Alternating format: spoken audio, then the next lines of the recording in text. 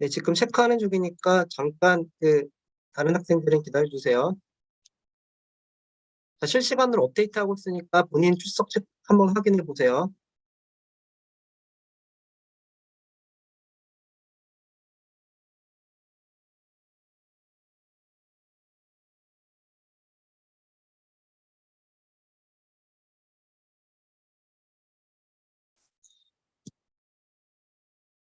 네, 지금 요청한 학생들 지금 다 업데이트 했습니다. 혹시 문제가 있으면 다시 이야기해 주세요.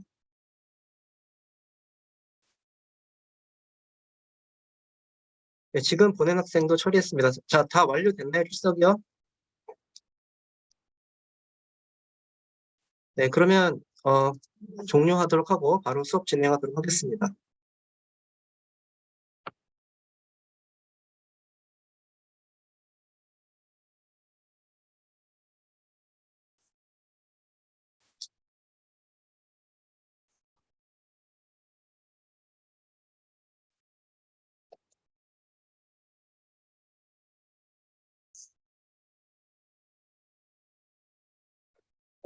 자, 오늘이 마지막 시간이라서 시험부터 먼저 이야기하도록 하겠습니다. 화면 공유는 잘 되고 있죠?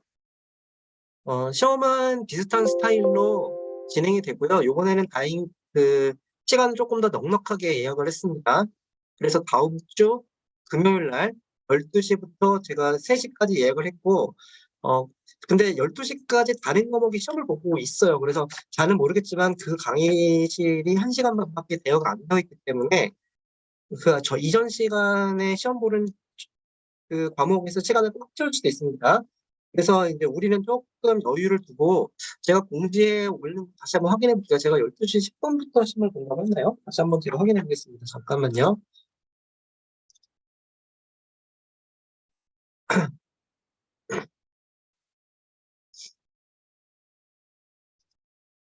네, 그래서 정확한 시간은 아니지만 12시 10분부터 볼 예정입니다. 그래서 12시 10분부터 본다고 12시 10분까지 오라는 뜻은 아니고 12시 여러분들은 어쨌든 늦어도 12시 5분까지는 올 거를 고려를 해줘야 돼요. 그래서 대략 12시 10분이라는 뜻은 조금 1, 2분 일찍 시작할 수도 있어요. 그러니까 어수선한 거 사라지고 나면 대략 12시 10분쯤 본다는 의미로 보시면 됩니다. 그래서 그 부분 유념하시고요. 시험 시간은 현재 예상으로는 뭐 1시간을 넘게 볼 수도 있을 것 같아요. 왜냐면은 우리가 시간을 충분히 예약을 했기 때문에 그 1시간을 넘게 보긴 할 텐데 뭐 우리가 연산을 푸는 문제가 사실은 아니다 보니까 뭐 무지막지하게 시간을 주지는 않을 것 같아요. 그 부분 고려하면 되고요. 난이도나 문제 스타일은 중간고사랑 좀 비슷할 수 있습니다. 시험에 관련해서 궁금한 사항 있으면 먼저 질문을 하세요. 네, 그러면 성적 처리에 관련해서 좀 이야기하도록 할게요. 자, 제 수업을 들은 학생들은 대충 알고 있긴 할 텐데, 기본적으로 저는 여러분들이 뭐 요즘은 많이 줄어들긴 했는데 구구절절 메일로 뭐 성적에 대해서 그레이드에 대해서 고려해달라 이런 거 전혀 통하지 않 그냥 고려하지 않습니다. 무조건 점수 기준으로 여러분들 성적을 자를 거고요. 그래서 그레이드에 대해서 혹시라도 뭔가 얘기가 있으면 오히려 여러분들이 불이익을 당할 수 있습니다. 다만 채점이 이상하다고 판단이 되거나 과제가 누락됐다고 판단이 되거나 아니면 출석 점수가 잘못되거나 이런 점수 기반으로 뭔가 잘못 처리가 된 거가 예상이 되는 학생들은 그 부분은 제가 확인해 주는 건 문제 없습니다. 그래서 그런 부분들에 대해서 연락을 주면 제가 다시 한번 체크를 하고 여러분들 성적에 대해서 할 거고요. 어차피 그러니까 성적 처리할 때 엑셀로 돌리고 제가 만든 프로그램으로 자동으로 업로드하기 때문에 그쪽에서 휴먼 에러는 발생하지 않기 때문에 뭐 성적이 뭐 바운드에 있는데 뭐 조금 잘못 처리된 것 같다든가 뭐 그런 식의 컴플레인은 전혀 의미는 없다는 거 기억을 하고요. 어, 성적 처리 전체적인 절차는 어떻게 진행이 되냐면 제가 기말고사가 끝나면 최대한 기말고사 채점을 하고 중간고사 점수와 기말고사 점수를 공지하고 점수 이의 신청을 받도록 할 거고요. 출석 처리에 대해서 전부 다 체크를 한 다음에 출석이 감점이 있는 학생들에 대해서 게시판에 공지를 할 겁니다. 그래서 그 부분에 대해서 확인을 하고요. 과제 점수 같은 경우에는 기본적으로 과제를 어느 정도 성질성 있게 했을 경우에는 큰 감점은 없을 거예요. 그리고 과제 점수 자체는 공개는 하지 않고 제출, 미제출 여부만 여러분들에게 공개를 할 겁니다. 과제 점수는 특별하게 좀 특이하게 못한 경우에만 어느 정도 감점이 있다고 생각을 하면 되고요. 과제를 아예 하지 않았을 때는 뭐 어쩔 수 없어요. 기본 점수 자체도 줄 수가 없기 때문에 빵점입니다. 그래서 출석, 그다음에 과제, 최종적으로 시험 점수를 그냥 점수 기반으로 해서 등수대로 성적을 매기게 될 거예요. 중간고사 시험 범위는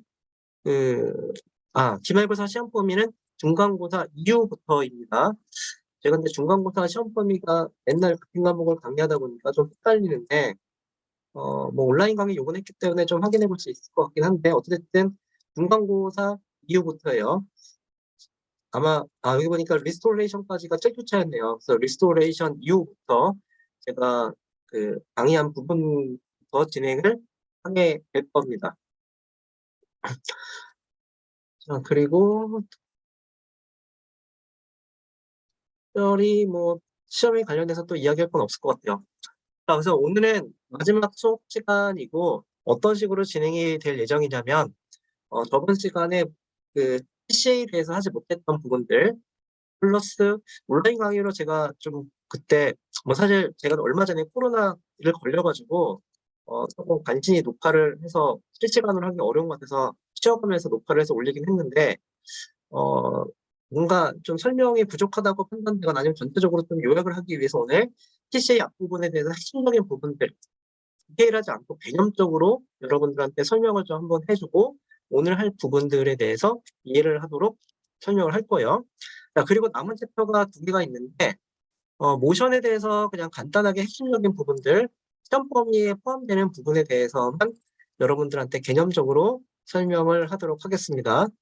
자, 그리고 그 마지막 부분, CNN이라고 되어 있는 부분의 목적은 사실은 우리 수업이 제가 이제 컴퓨터 비전 수업을 좀 여러 개 할 수 있으면 이제 딥러닝까지 넘어가면 좋긴 하는데 충분히 현실적으로 그러기에 조금 어려움이 있습니다. 그래서 딥러닝하고 실제로 우리가 배웠었던 거하고 어떤 연관성이 있는지 개념적으로 여러분들이 어떻게 받아들여야 될지에 대해서 이야기하도록 할게요. 사실 여러분들이 다른 과목이라든가 뭐 다른 경로를 통해 가지고 딥러닝에 대해서 좀 공부를 했거나 배웠을 수도 있겠지만 사실은 컴퓨터 비전에서 바라보는 딥러닝은 개인적인 생각으로 여러분들이 생각하고 있는 딥러닝과 좀 많이 다를 수 있어요. 그래서 어떠한 관점에서 다른지 좀 극단적으로 얘기하면은 딥러닝 자체는 뭐 하나의 그냥 툴처럼도 생각을 할 수가 있죠. 그래서 어떻게 과거에 있는 기술과 딥러닝이 연결고리가 만들어지고 어떠한 유사성이 있고 개념적으로 어떻게 다른 것인지 이런 부분에 대해서 이야기를 해보도록 하겠습니다.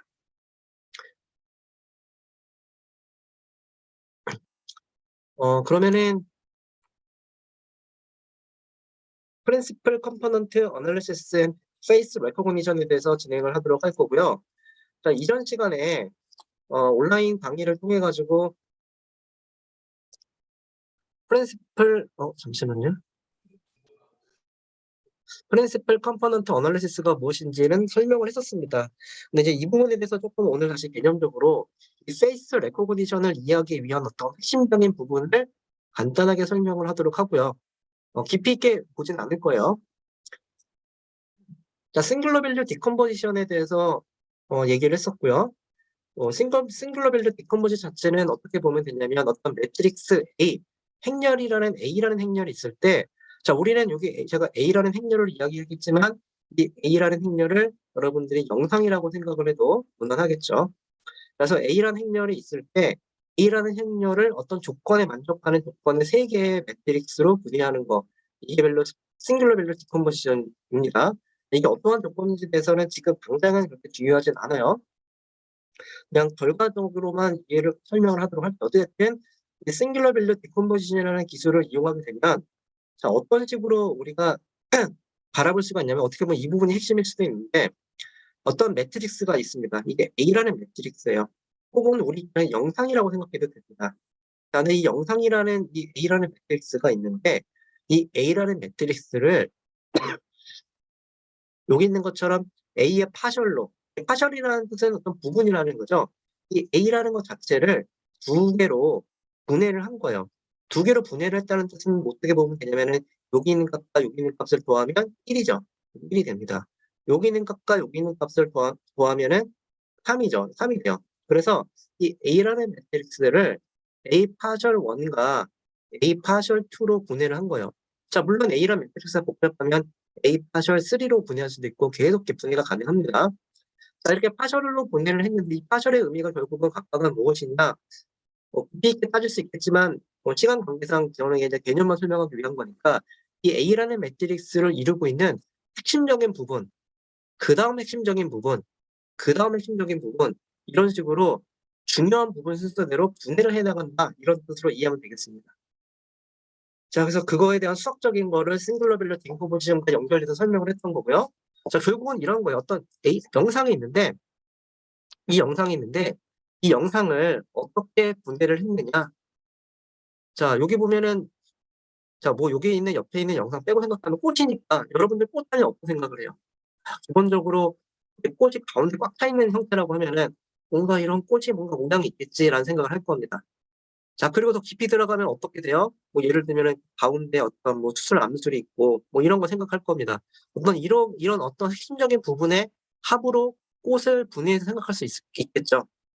그런 비슷한 개념이에요. 영상이라는 거를 그 시그널 관점에서 신호 관점에서 분해를 해가지고 주요한 성분. 자, PCA 앞에 그 뜻이 프린시플 컴포넌트 주요한 성분.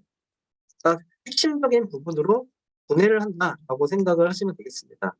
그런 식으로 만들어낸 거고, 이 영상 같은 경우에는 300개의 어떤 컴포넌트로 분해된다고. 이것도 하나의 매트릭스겠죠. 이 매트릭스를 분해하면요, 파셜 0번부터 파셜 299번까지 분해를 우리가 수학을 할 수가 있는데, 그 중에서 앞에 10개만 취해가지고 한번 영상을 봤더니 이런 모양이에요. 상당히 유사하죠. 300개를 다 사용하지 않고 10개만 사용하더라도 원래 있는 A라는 매트릭스와 상당히 유사하게 됐다라는 뜻으로 이해하면 되겠습니다. 자, 여기서 여러분들이 기억을 해야 될 것은 지금 영상 한 장에 대해서 우리가 지금 생각을 하고 있었던 거예요. 자, 여기는 이제 그거에 대한 거고요. 자, 그럼 PCA는 무엇이냐? 근데 이제 우리가 생각을 좀 해봤는데, 아까 꽃이라는 영상을 있으면 꽃이라는 영상을 여러 개의 영상으로 분해를 했고요. 자, 얘랑 똑같은 꽃은 아니지만 비슷한 꽃이 또 하나 있어요. 걔도 분해할 수 있겠죠. 이렇게 분해를 하다 보면은 이 분해하는 기본 형태 중에서 앞에 있는 공통적인 부분들은 상당히 서로 유사하지 않을까? 라는 생각을 할 수 있겠죠. 당장 아까도 제가 꽃이라고 하면 꽃은 뭔가 이런 모양을 가운데 하고 있을 거예요. 이런 어떤 핵심적인 모양은 공통적일 수 있다는 거죠. 그래서 사람들이 여러 장의 영상들을 이렇게 모아놓고 이 여러 장의 영상들을 분석해서 얘네들로부터 공통적인 요소들을 만들어낼 수는 없을까라는 고민을 한 거예요. 자, 그래서 그걸 수학적으로 하기 위해서 막 열심히 분석을 하고 설명을 한 거예요. 자, 이런 거 다 몰라도 결론만 이야기하면 네, 그 결론만 이야기하면 어떻게 얘기할 수 있느냐? 어디를 보는 게 좋을까? 그냥 다 넘어가고 결론만 이야기하면은 그 앞에 있는 걸 그림을 잠깐만요. 제가 요번에 강의를 찍으면서 강의 자료를 제가 업데이트를 했거든요. 제가 강의 자료를 업데이트했는데 지금 EPC에는 옛날 강의 자료가 있는데 제가 잠깐 강의 자료 업데이트한 거를 다시 지금 좀 옮길게요. 잠깐만 기다리세요. 제가 녹화했던 내용하고 달라가지고 생각을 해보니까 제 강의 자료를 수정을 했네요.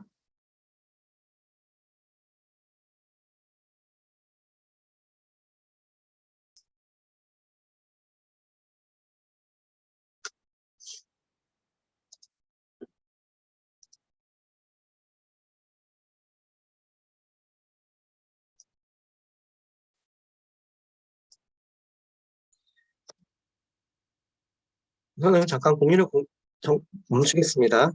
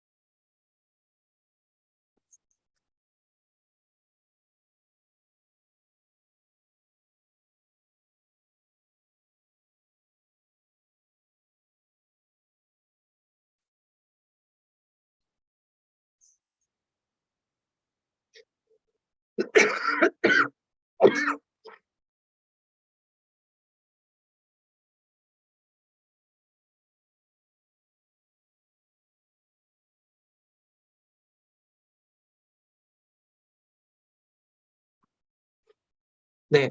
업데이트된 강의 자료를 다시 봤고요. 자, 그래서 PCA 아까 한 장에 대해서 했지만 이제 우리 영상이기 때문에 영상에서 공통적인 거에 대한 이야기를 했었죠. 그래서 영상에서 공통적인 걸 하기 위해서는 이런 뭐 코베리언스, 이 코라는 의미가 이제 서로 상호적인 거죠. 서로 상호적인 것들을 분석을 하는 그냥 하나의 기법이 되겠습니다. 뭐 이 부분은 수학적인 부분이니까, 그리고 자세하게 온라인에서 좀 어느 정도 설명했기 때문에 넘어가고요. 그러니까 개념적으로 보면은 이제 이런 개념인 거예요. 만약에 우리가 영상이 두 개의 픽셀로 구성이 되어 있다.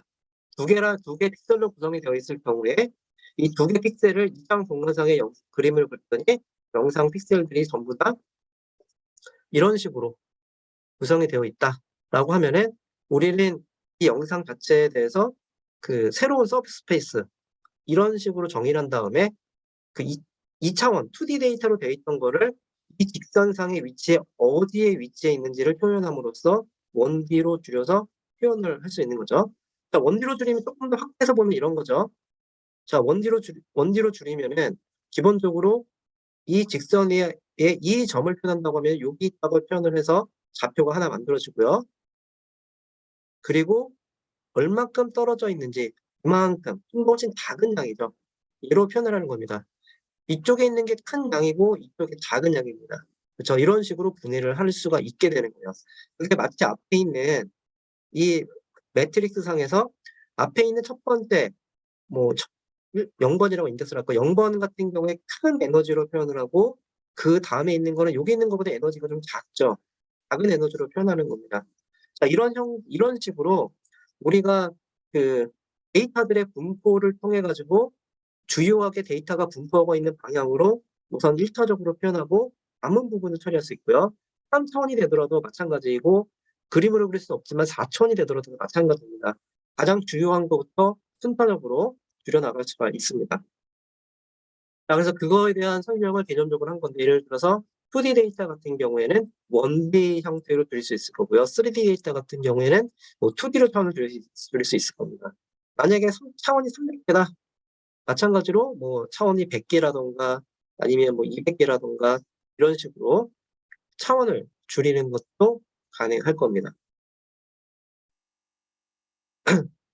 자, 그래서 그런 것들을 어떻게 표현하느냐, 데이터의 어떤 분포를 보고 그 데이터의 분포에 대한 어떤 코비런스 형태로 표현을 한다는 거고요. 뭐 개념적으로 보면은 이런 거죠. 데이터들이 이런 식으로 분포가 되어 있다. 이런 식으로 데이터들이 분포가 되어 있을 경우에 가장 크게 분포가 되어 있는 중요한 쪽은 이쪽에 있는 쪽, 그래서 람다 1, 뭐 이쪽에 있는 람다 2 이런 식으로 표현할 수가 있는데, 이런 식으로 분석할 수 있는 수학도는 이미 존재를 하고 있죠. 그래서 그런 것들을 열심히 해서 분석을 해놓고 결국은 분석하는 방법 자체는 수학적으로 아이겐 밸류와 아이겐 벡터를 이용하는 거고, 이거는 선형대 수학에서 이미 정의가 되어 있는 거죠. 그래서 매트릭스들의 아이겐 밸류와 아이겐 벡터를 구함으로써 우리는 결국은 그 주요한 데이터들을 핵심 요소를 구할 수 있다라는 거예요.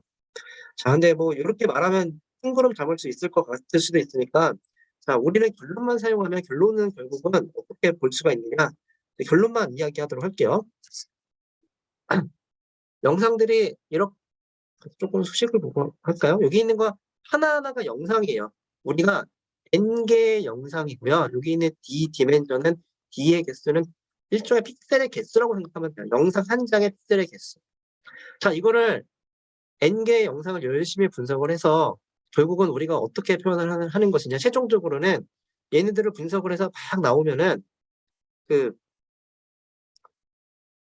영상 자체를 이런 식으로 이제 우리가 만들 수 있는, 그래서 이걸로 얘기할까요? 자, 우리가 그 주어진 영상을 이 K개로 표현한다고 치면은요, 이제 그 K개보다 이렇게 얘기를 하죠. 자, 분석을 했더니 주요한 어떤 얘네들을 이루는 컴포넌트 람다 1, 파이 1부터 예를 들어서 파이 K개, 더하기라는 표현은 조금 이상하네요. 파이 K개의 어떤 주요한 성분으로 여기 있는 이런 성분으로 영상을 표현할 수 있다라는 뜻은 결론만 이야기하면 이런 겁니다. 어떤 영상이 X1이라는 영상이 있는데 이 X1이라는 영상은 인덱스를 그냥 똑같이 여기를 Y1 인덱스가 여기 1에부터 시작합니다. 1로 할게요. 1 파이 1 그리고 첫 번째 영상이니까 인덱스 똑같이 1이고요. 첫 번째 영상의 두 번째 인덱스, 첫 번째 영상의 세 번째 인덱스. 자, 이런 식으로 표현을 할 수 있을 거라는 거예요. 마지막은 K개니까 K번째의 인덱스. 자, 두 번째 영상은 어떻게 되느냐? 자, 여기 잘 보셔야 돼요. 여기 인덱스의 차이를. 자, 두 번째니까 두 번째에 이렇게 1. 자, 이런 식으로 표현하는 겁니다. 자, 여기서 여러분들이 주의 있게 봐야 될 게 무엇이냐? 자, 앞에 있는 수식적인 게 조금 저번 강의가 어렵거나 잘 이해가 안 되는 학생은 사실 이 부분만 이해해도 뒤에 있는 걸 볼 수가 있어요. 이해할 수 있어요. 영상을 어떻게 페이스 레코그니션이 어떻게 되는지 이해할 수 있습니다. 자, 여기서 뭐라고 했냐면 주요한 컴포넌트로 만든다고 했죠. 자, 영상이 1번 영상이에요. 얘는 2번 영상입니다. 그런데 이 영상을 표현할 때 사용하는 프린시플 컴포넌트는 이게 보면 동일해요. 자, 이건 동일해요. 이건 동일한데 여기 있는 값만 서로 같지가 않습니다. 자, 여기 있는 것과 여기 있는 거는 동일해요. 여기 있는 값이 서로 다릅니다. 그렇죠?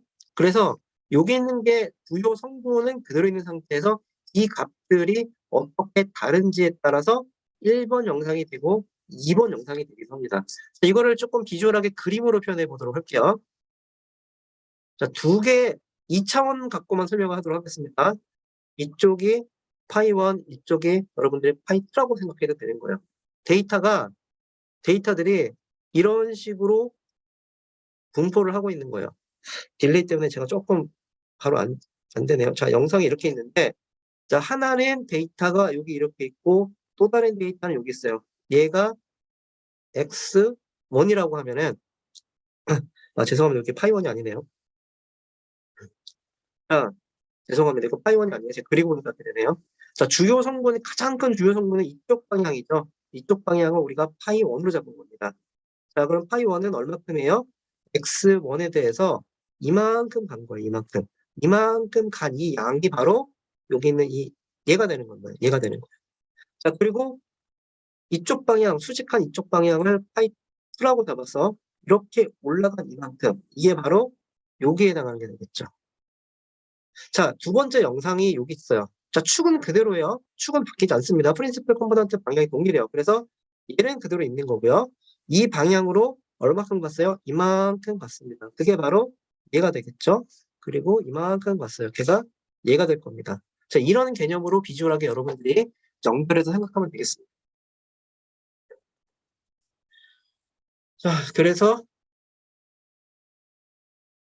뭐 어떻게 그럼 구체적으로 응용을 하느냐. 이렇게 큰 영상이 있을 때 이 전체 영상을 꼭 분석을 하는 건 아니고요. 영상을 작게 쪼갭니다. 총 144개의 픽셀로 쪼개요. 그러면 이거는 144 디멘전입니다. 그러니까 앞에 있는 걸로 보면은 여기 있는 D가 144개인 거예요. 그리고 이 N은 영상 한 장에 대해서 분석을 한다고 치면은 이 패치 개수가 되겠죠. 연산이 안 돼서 패치 개수는 바로 연산은 안 되네요. 어쨌든.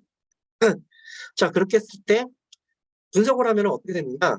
이게 벡터가 144개이기 때문에 수학적으로 이 144에서 끊어져요. 프린시플 컴포넌트 자체는 144개입니다. 이게 무슨 의미로 보면 되냐면은, 자, 여러분들이 기본적으로 축이 두 개예요. 그러면 이거는 픽셀이 두 개 있는 거예요. 이쪽이 X1축, 이쪽이 X2축, 이렇게 두 개예요. 그러면 여러분들이 이거를 어떤 이미지를 표현하기 위해서는 어떤 식으로 하든지 간에 두 개의 축은 필요합니다. 그래서 변환에 대해서 분석을 하더라도 축이 두 개가 된다는 뜻은 최종적으로 두 개의 값을 갖는다는 거고, 이 전체적인 TCL을 통하더라도 최종 디멘전 자체는 이 픽셀 개수 144천이 나오는 거예요. 그럼 우리는 144개를 다 쓰느냐? 그렇진 않고 이 중에 일부를 사용하는 거죠. 얼마큼 사용하느냐? 60개를 사용했을 때, 16개 사용했을 때 뭐 차이가 되겠습니다. 6개를 사용했을 때. 3개를 사용했을 때 하나를 사용하면 거의 의미가 없는 영상이 나오죠. 그러면 이제 지금까지 기본적인 거 설명을 저번 시간에 했던 걸 다시 한번 제가 좀 어려운 개념이라서 설명을 했고요. 페이스 레코그니션이 과연 그러면 어떻게 진행이 되느냐. 잠시만요. 채팅이 하나 와세요.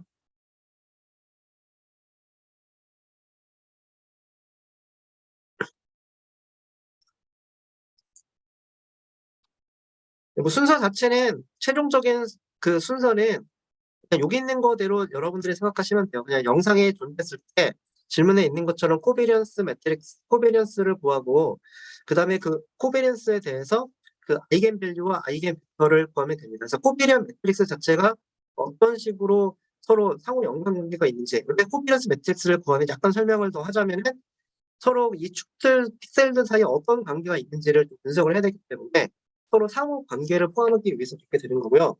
자세한 거를 알고 싶은 학생들은 아마 조금 더 깊이 있게 공부를 아마 좀 해야 될 것 같아요. 우리 여기 있는 것만으로는 그 다 설명하기는 어려워요. 제가 업데이트한 거 안 올렸나 보죠? 제가 까먹을지 모르니까 지금 바로 그냥 올리도록 할게요.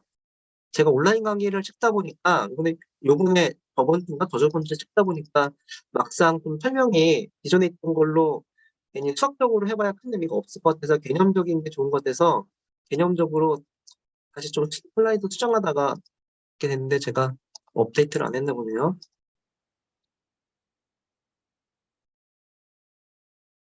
한 1, 2분 기다려주세요. 자꾸. 음.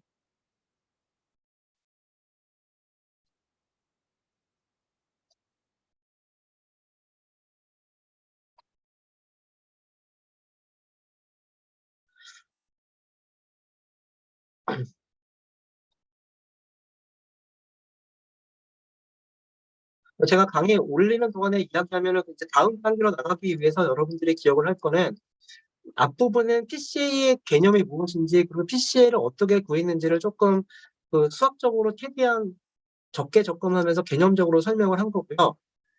이제 다음에 있는 내용은 이미 설명한 개념을 결과를 이용해서 페이스 레코그니션으로 설명을 하려고 하는 겁니다. 그래서 만약 앞에 있는 부분이 잘 이해가 가지 않더라도 이 부분만 기억을 해도 돼요. 어떤 영상이 있을 때 우리 영상들이 여러 장 있어요. 영상이 여러 장 있는데 이 영상에 대해서 그 공통적으로 꽃이라고 하면은 그 꽃에 있는 어떤 이런 형태의 패턴이 있으니까 이런 패턴, 그다음에 또 어떤 패턴, 이런 패턴들 몇 가지 패턴들이 있을 겁니다. 그러면은 아주 디테일한 이런 꽃들이 있다고 했을 때, 자, 이 꽃은 이런 성분은 한 0.3만큼 에너지를 가지고 있고, 그다음에 얘는 0.1만큼 에너지를 갖고 있고, 뭐 이런 식의 어떤 분해가 가능하다라는 식으로 이해를 하면 되겠습니다.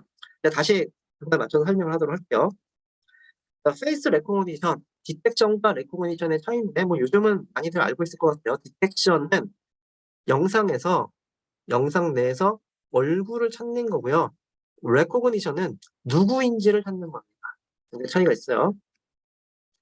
자, 그럼 얼굴을 찾는 거는 어떤 개념이냐? 자, 영상이 아니더라도 우선 영상이 있는데 영상이 100 정도 되는 픽셀의 영상이 있어요. 그러면 이거는 10,000개의 픽셀이죠. 자, 그럼 우리가 10,000개나 되는 하이퍼스페이스 상에 픽셀의 위치를 찍을 수 있습니다. 여러분들이 픽셀 값이 3개라고 하면은 혹은 RGB라고 하면은 자, 3차원 평면상의 공간상의 점의 위치를 찍을 수 있듯이 우리가 그림으로 그릴 수는 없지만 그 디멘전이 10,000개가 되는 어떤 스페이스 상에 그 하이 디멘전al 스페이스 상에 우리가 포인트를 찍을 수 있어요. 그러니까 영상이 아니더라도 사실 이게 어떤 데이터가 됐든지 간에 찍을 수가 있을 겁니다. 자, 그러면은 우리가 이걸 어떻게 이해할 수 있느냐? 엄청나게 많은 스페이스상의 영상이 이렇게 찍힐 수가 있는데 만약에 이 영상 중에서 우리가 지금 얼굴에 대해서만 처리하려고 하는 거죠. 이건 지금 얼굴이 아닌 영상들도 있는 거예요. 근데 그중에서 우리가 영상에 해당하는 데이터들만 싹 모으면 이 전체 10,000개나 되는 스페이스 상에서 랜덤하게 퍼져 있던 데이터들 중에서 실제로 10,000개나 되는 데이터가 어떤 하이퍼 스페이스 상에서 포함이 되어 있지만 영상은 또 영상에 대한 특성이 있죠. 그래서 여러분들 노이즈라고 하면 여기 뭐 잠깐 그림으로 볼 수 없지만 이상한 패턴들이 있을 경우에 우리가 이거 일반적인 영상으로 보지 않고 자연계에 존재하지 않잖아요. 이런 거 다 배제하고 영상을 본다고 하면 이 스페이스상에서도 어떤 그 패턴이 있을 겁니다. 만약에 이 차원으로 치면은 우리가 임의의 포인트는 무한히 다양한 패턴을 갖고 있지만 이 중에서 영상은 어떤 공간상에 이렇게 그룹으로 모여 있을지도 몰라요. 그런데 하필 그 중에서도 얼굴이라면 더욱더 작은 공간상에 모여 있을 수 있을 겁니다. 그래서 이렇게 작은 공간에 모여 있는 이 데이터들 모여 있을 거기 때문에 이런 것들에 대한 어떤 PCA를 통해 가지고 우리가 만 개의 디멘전으로 다 표현하는 게 아니라 그 작은 디멘전으로 뭔가 표현할 수 있지 않을까라고 생각을 한 거예요. 자, 그래서 그 다른 제가 계속 꽃으로 예를 들고 있는데 꽃으로 예를 들면 이런 거죠. 이쪽에 이런 꽃이 하나가 있고 여기에는 조금 뭐 이렇게 좀 이런 꽃들이 있어요. 제가 잘 그림을 못 그리겠지만 하여튼 이런 게 있습니다. 그러면 우리가 이 꽃은 얘는 자 기본적인 큰 패턴이 있는 이런 꽃. 자, 이건 동일해요. 자, 큰 패턴이 있는 똑같이 못 그리겠지만 이게 똑같은 거예요. 자, 이거에 대해서는 에너지가 뭐 0.7%, 70%, 얘는 60%. 그리고 얘는 거의 뭐 좀 이렇게 흐릿한 뭐 또 어떤 패턴, 제가 그림을 잘 못 그리겠지만 이런 거는 또 뭐 한 20%. 얘는 지글지글한 거니까 이런 거는 거의 없어요. 근데 되게 찌글찌글한 이런 패턴들. 자, 이런 패턴들에 대해서 얘는 부드러우니까 뭐 거의 없어요. 하지만 얘는 찌글찌글한 게 있으니까 뭐 한 뭐 20%. 그게 같은 거예요. 뭐 이런 식의 어떤 분해가 가능하겠죠. 그래서 이러한 어떤 기본적인 패턴들을 영상만 모아가지고 그러니까 얼굴 사진만 모아서 분석을 해봤다는 거예요. 그랬더니 그 이제 이걸 그 분석을 한번 해보려고 하는 거예요. 그래서 이거는 뭐 그거에 대한 이야기를 쭉 하고 있는데 특별하게 앞에 제가 했던 내용들이라고 딱 겹치는 내용들이에요. 그래서 엄청나게 많은 그런 영상들, 여기는 뭐 여기만 몇 장 안 나있지만 실제로 더 많은 거예요. 이렇게 엄청나게 많은 영상들을 이용해서 PCA로 분석을 했습니다. 분석을 했더니 얼굴이라는 것에 대한 어떤 근본적인 데이터는 이런 식으로 구성이 되어 있다는 거예요. 자, 이거를 어떻게 보면 여러분들이 영상으로 볼 수도 있지만 사실은 선형대 수학으로 보면은 어떤 그 축으로 볼 수도 있어요. 무슨 뜻이냐면은 우리가 XY 공간상에 이렇게 있는데 데이터들이 이렇게 분포를 하면 우리가 축을 이쪽을 파이1, 이쪽을 파이2로 나누죠. 그래서 파이1의 어떤 유닛 벡터, 이 벡터가 있죠. 이 벡터가 예를 들어서 얘 같은 경우에 유닛 벡터니까 제곱해서 1이 돼야 되는데 제가 바로 숫자는 못 나오겠지만 뭐 예를 들어서 0.4, 0.7 이렇게 나왔다고 치죠. 파이1이. 이거의 의미는 이 축에 대한 어떤 방향성을 의미하는 건데 2차원이기 때문에 사실은 또 좌표로서의 기능도 갖고 있죠. 그래서 얘도 마찬가지로 이 입력 데이터가 이쪽으로 100개, 예를 들어서 이쪽에 100개라고 하면은 1만 디멘전상에 있는 어떤 이런 그 벡터를 의미하는 건데 그거를 이렇게 그림으로도 그릴 수 있는 거예요. 그림으로. 첫 번째 픽셀의 방향성, 두 번째 픽셀의 방향성, 이 벡터의 방향성을 의미한다고 해도 사실 깊게 보면요. 그리고 이런 설명이 여러분들이 헷갈리면 그냥 얼굴이란 영상이 있을 때 얼굴에 대해서 공통적으로 나타날 수 있는 어떤 에너지 패턴이라고 보셔도 돼요. 이런 패턴들로 분해를 한 거예요. 얘가 파이1, 파이2 뭐 이런 식으로 쭉 나오는 겁니다.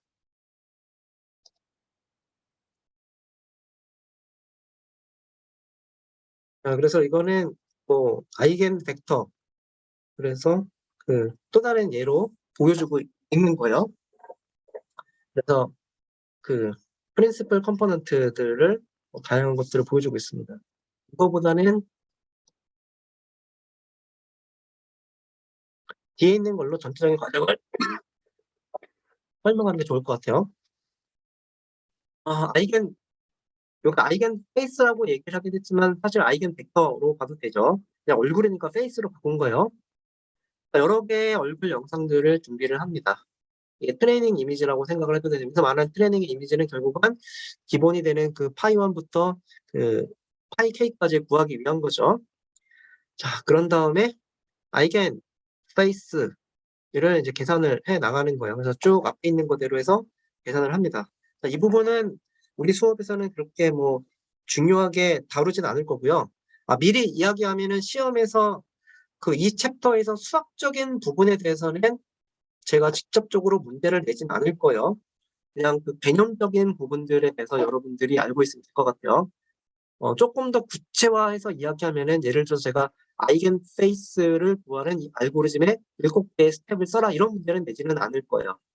다만 여러분들이 그 예를 들자면은 이 영상에서 파이1과 파이2가 도대체 어떤 의미를 가지고 있는지 뭐 이런 부분들 아니면 혹은 개념적으로 봤을 때 주요 파이1보다는 파이2보다는 파이1이 영상을 구성하는 가장 좀 더 핵심 에너지죠. 중요한 컴포넌트 순서입니다. 뒤로 갈수록 중요도가 떨어지겠죠. 뭐 이런 거에 대한 개념들 이런 것들만 확실히 알면 풀 수 있는 문제 정도 수준으로 문제를 낼 거예요.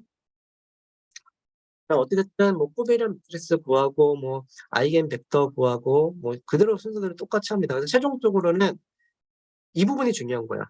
자, 임의의 영상이 존재했을 때, 자, 노테이션 잘 보세요. XI라고 되어 있는데, 우리 등비한 입력 영상, 트레이닝 이미지를 얘기하는 거예요. 자, I번째 트레이닝 이미지가 어떻게 분해가 되느냐, 어떻게 분해가 되냐면, 자, 이쪽에 있는, 뭐, 이거 앞에 뭐 아이겐 페이스라고 얘기했는데, 뭐 아이겐 벡터로 봐도 되겠죠. 이 아이겐 벡터. 자, 이거는 무조건 제가 고정이라고 했어요. 그 2차원으로 보면 데이터들을 이렇게 분포했을 때, 우리가 이렇게 파이원을 구했으면 이 파이원을 기준으로 데이터들을 표현하는 거죠. 얘는 고정입니다. 자, 여기 있는 이 아이겐 벡터를 기준으로 어떠한 값을 갖고 있는지 여기 있는 값이 결국은 이쪽으로 매칭이 되는 거죠. 그래서 이 xi라는 거가 이런 벡터를 표현이 되는 겁니다.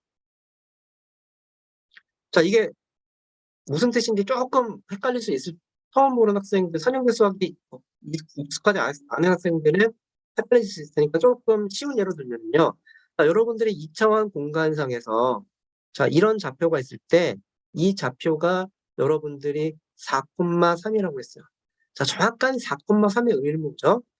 4에다가 4라는 값은 x축이에요. 자, x축은 벡터로 뭐죠? 1,0이에요. 그래서 4 곱하기 x축의 어떤 유닛 벡터고 수학적으로 말하면 1,0이죠. 그리고 3이라는 값은 뭐예요? y 방향으로의 유닛 벡터. 이거는 y 방향 이쪽 벡터니까 0,1이죠. 뭐 이런 식의 의미를 볼 수 있듯이 자, 여기 있는 이거의 의미가 뭐예요? 여기는 x1이라는 것은 결국 여기는 이 벡터의 크기를 이야기하는 거예요. 이 앞에 있는 것들. 이런 식으로 여러분들이 이해할 수가 있습니다. 그래서 최종적으로 아이겐페이스를 어떻게 표현할 수 있느냐? 자, 이거는 평균은 앞에서 얘기한 일반적인 전체 영상의 평균과 바이어스 정도로 생각하면 돼요. 모든 데이터들이 갖고 있는 평균치는 빼고 생각하는 거예요, 그냥. 이건 평균 빼고 이 앞에 있는 얘네들의 어떤 그 유닛 벡터 하나의 유닛 벡터로 보면 됩니다. 얘네들의 그 크기 이런 형태를 표현을 한 겁니다. 자, 그래서 뭐 계속 같은 얘기예요. 그래서 이런 영상이 있을 때 이 영상을 자 이런 식으로 분해해서 표현을 하겠다는 거예요. 자, 한 가지 주의할 거는 K까지 잘랐습니다. K까지 잘라서 표현했기 때문에 이 데이터들을 이용해서 표현한 최종적인 리컨스트럭트 된 영상, 이 영상은 얘랑 동일한 건 아니에요. 왜 동일하지 않느냐? 다시 한번 이야기하지만 앞에 디멘전이 이걸로 얘기할까요? 디멘전이 우리가 144개라면 실제로 144개, K가 144개일 때 완벽하게 표현할 수가 있습니다. 그런데 에너지 레벨을 보면 후반부는 별로 중요하지 않아요. 그래서 144개 중에서 일부만 사용하더라도 원본과 상당히 유사하게 표현할 수 있었습니다. 그렇기 때문에 우리가 얼굴 영상에서 그 완벽하게 얘가 100% 일치하게 모든 데이터를 다 쓰는 게 아니라 K개로 잘라서 몇 개가 좋을지는 뭐 설명이 나름이겠죠. 잘라서 표현을 한 겁니다. 이렇게 이해하면 되겠습니다. 자, 그래서 이거는 그 4개를 썼을 때, 200개를 썼을 때, 400개를 썼을 때 어떻게 차이가 있는지를 보여주고 있어요. 해상도가 이렇게 뭐 자세히 나와 있진 않네요. 어쨌든 자, 전체적으로는 여기 이렇게 나와 있고, 자, 이게 페이스 레코그니션인데 생각해보니까 제가 마무리 슬라이드가 조금 부실하네요. 자, 그럼 이거를 어떻게 우리가 페이스 레코그니션으로 사용을 하느냐? 영상에서 중요한 핵심적인 요소로 그러니까 얼굴을 핵심적인 요소로 이렇게 분해했기 때문에 어떤 의미의 영상이 들어갔을 때 우리는 이거를 A1, A2, 그래서 AK까지로 분해를 할 수가 있어요. 자, 정확하게 노테이션 쓰면 여기 I라고 좀 붙이면 좋겠죠. 그래서 여기는 이 벡터 값하고 얼마나 떨어져 있고 얼마나 유사한지를 통해 가지고 분석을 할 수가 있는 겁니다. 같은 사람이라면 이런 부분들이 상당히 유사할 거라는 거예요. 그런 거를 통해 가지고 그 얼굴을 인식할 때 이 PCA를 사용을 할 수가 있습니다.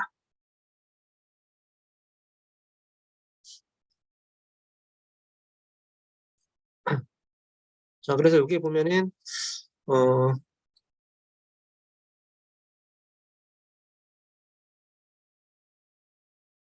대충 뭐 아이겐 페이스 알고리즘이라고 해서 뭐 조금 몇 개 나와 있는데 결국은 여기서 하고자 하는 얘기는 그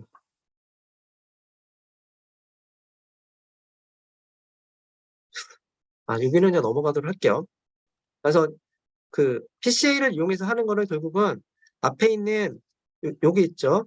이 데이터와 얼마나 유사한지 그런 것들을 비교하면서 중요한 핵심 포인트들을 뽑아냈기 때문에 그 여기 나와 있는 벡터 자체는 어떤 얼굴이라기보다는 자, 무슨 뜻이냐면 원래 있는 픽셀 데이터는 여기 픽셀 하나가 다 중요한 거예요. 중요도가 누가 더 중요하고 누가 안 중요하고 이런 거 없습니다. 그래서 그 두 영상을 비교하기 위해서는 사실은 디퍼런스를 하거나 빼거나 더하거나 좀 약간 그 알고리즘을 설계하기 상당히 어려운데 이렇게 PCA를 통해서 분해를 하면 어떻게 됐어요? 맨 왼쪽에 있는 게 가장 중요하고 점점 덜 중요합니다. 그래서 이 중요한 거부터 분석을 해서 비교하면서 유사한 같은 얼굴이라면 이 값은 상당히 유사하게 되겠죠. 뒤쪽 후반부로 갈수록 작은 어떤 변화들이기 때문에 중요도가 떨어질 겁니다. 그래서 이런 값들을 비교하면서 그 얼굴을 서로 이제 인식을 할 수 있게 할 수 있다라는 그냥 큰 개념으로만 여러분들은 이해를 하면 되겠습니다. 자, 그래서 어 이번 챕터는 이렇게 마치도록 하겠습니다.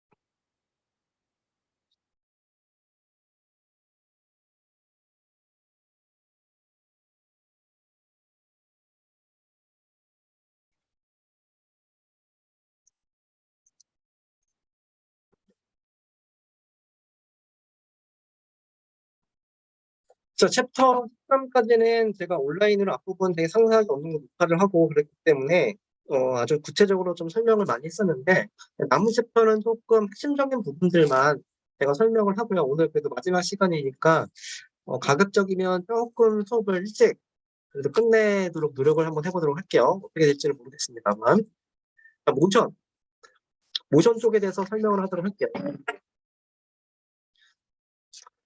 실제로 최근에 많은 기술들에서 예를 들어서 뭐 물체를 인식하거나 상황을 분석하거나 이럴 때 과거에는 여러 가지 연산의 문제로 한 장의 영상을 사용을 했어요. 근데 최근에는 기술이 발전이 되면서 동영상 정보를 점점 더 많이 사용을 하고 있습니다.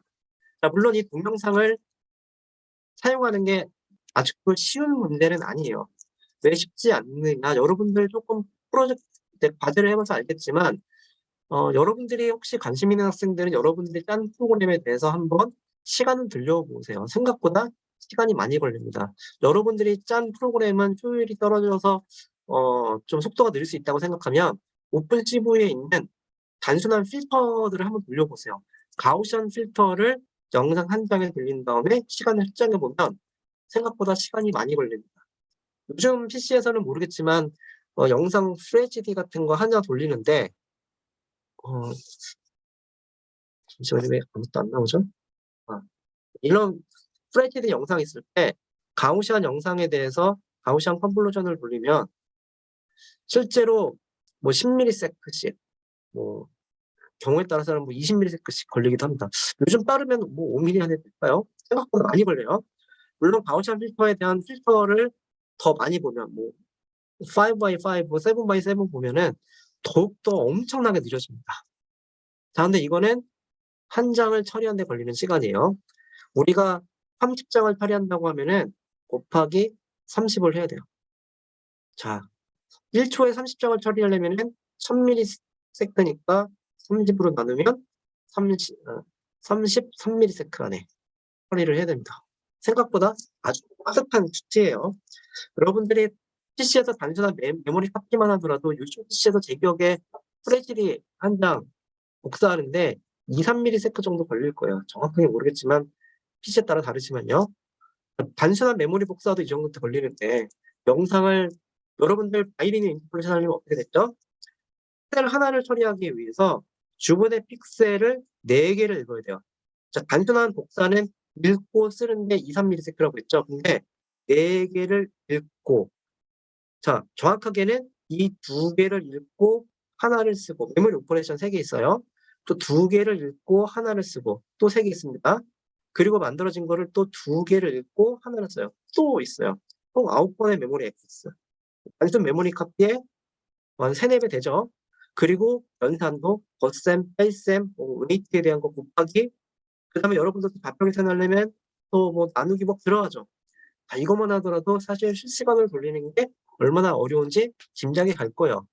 그런데 우리가 방금 전에 배웠었던 그런 PCA 혹은 뭐 디텍션, 이런 페이스 레코그니션 이런 것들을 실시간으로 돌린다는 거는 무지막지하게 힘들고 어려운 일입니다. 그래서 실제로 뭐 여러분들이 좀 이 수업을 들으면서 다른 뭐 연구실에서 뭐 여러 가지 실제로 여러 학생들이 졸업 연구라든가 이런 거 하는 거 보면은 요즘 워낙 딥러닝 네트워크들을 쉽게 가져다 쓸 수 있다 보니까 욜로라든가 이런 것들 빠르게 돌아간다고 알려져 있는 걸 가져다가 써서 뭔가 어플리케이션을 만드는데 현실적으로 과연 그게 진짜 괜찮은 어플리케이션인가 생각하면 개인적으로는 퀘스천 마크예요. 왜냐면 여러분들의 욜로 하나 돌리기 위해서 괜찮은 GPU로 열심히 돌려야 되는데 뭐 디텍션 하나 하기 위해서 사람 얼굴 하나 하기 위해서 실제로 얼마나 비싼 PC를 써야 될까요? 시스템을. 그러면 그거에 대해서 소비자가 그만한 부가가치를 만들어내기 위해서 그 정도 돈을 투자할까 생각하면 쉽지 않습니다. 사실은 모션도 비슷한데 이 동영상에서 모션을 분석한다는 거는 지금도 상당히 어려운 문제예요.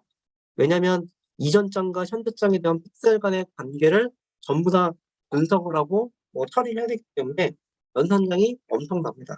뭐 그럼에도 불구하고 이런 연산을 해서 상황을 분석해야 될 어플리케이션의 요구는 많기 때문에 계속해서 연구는 진행이 되고 있고요.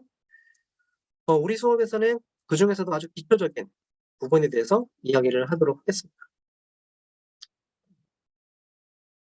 잠시만요.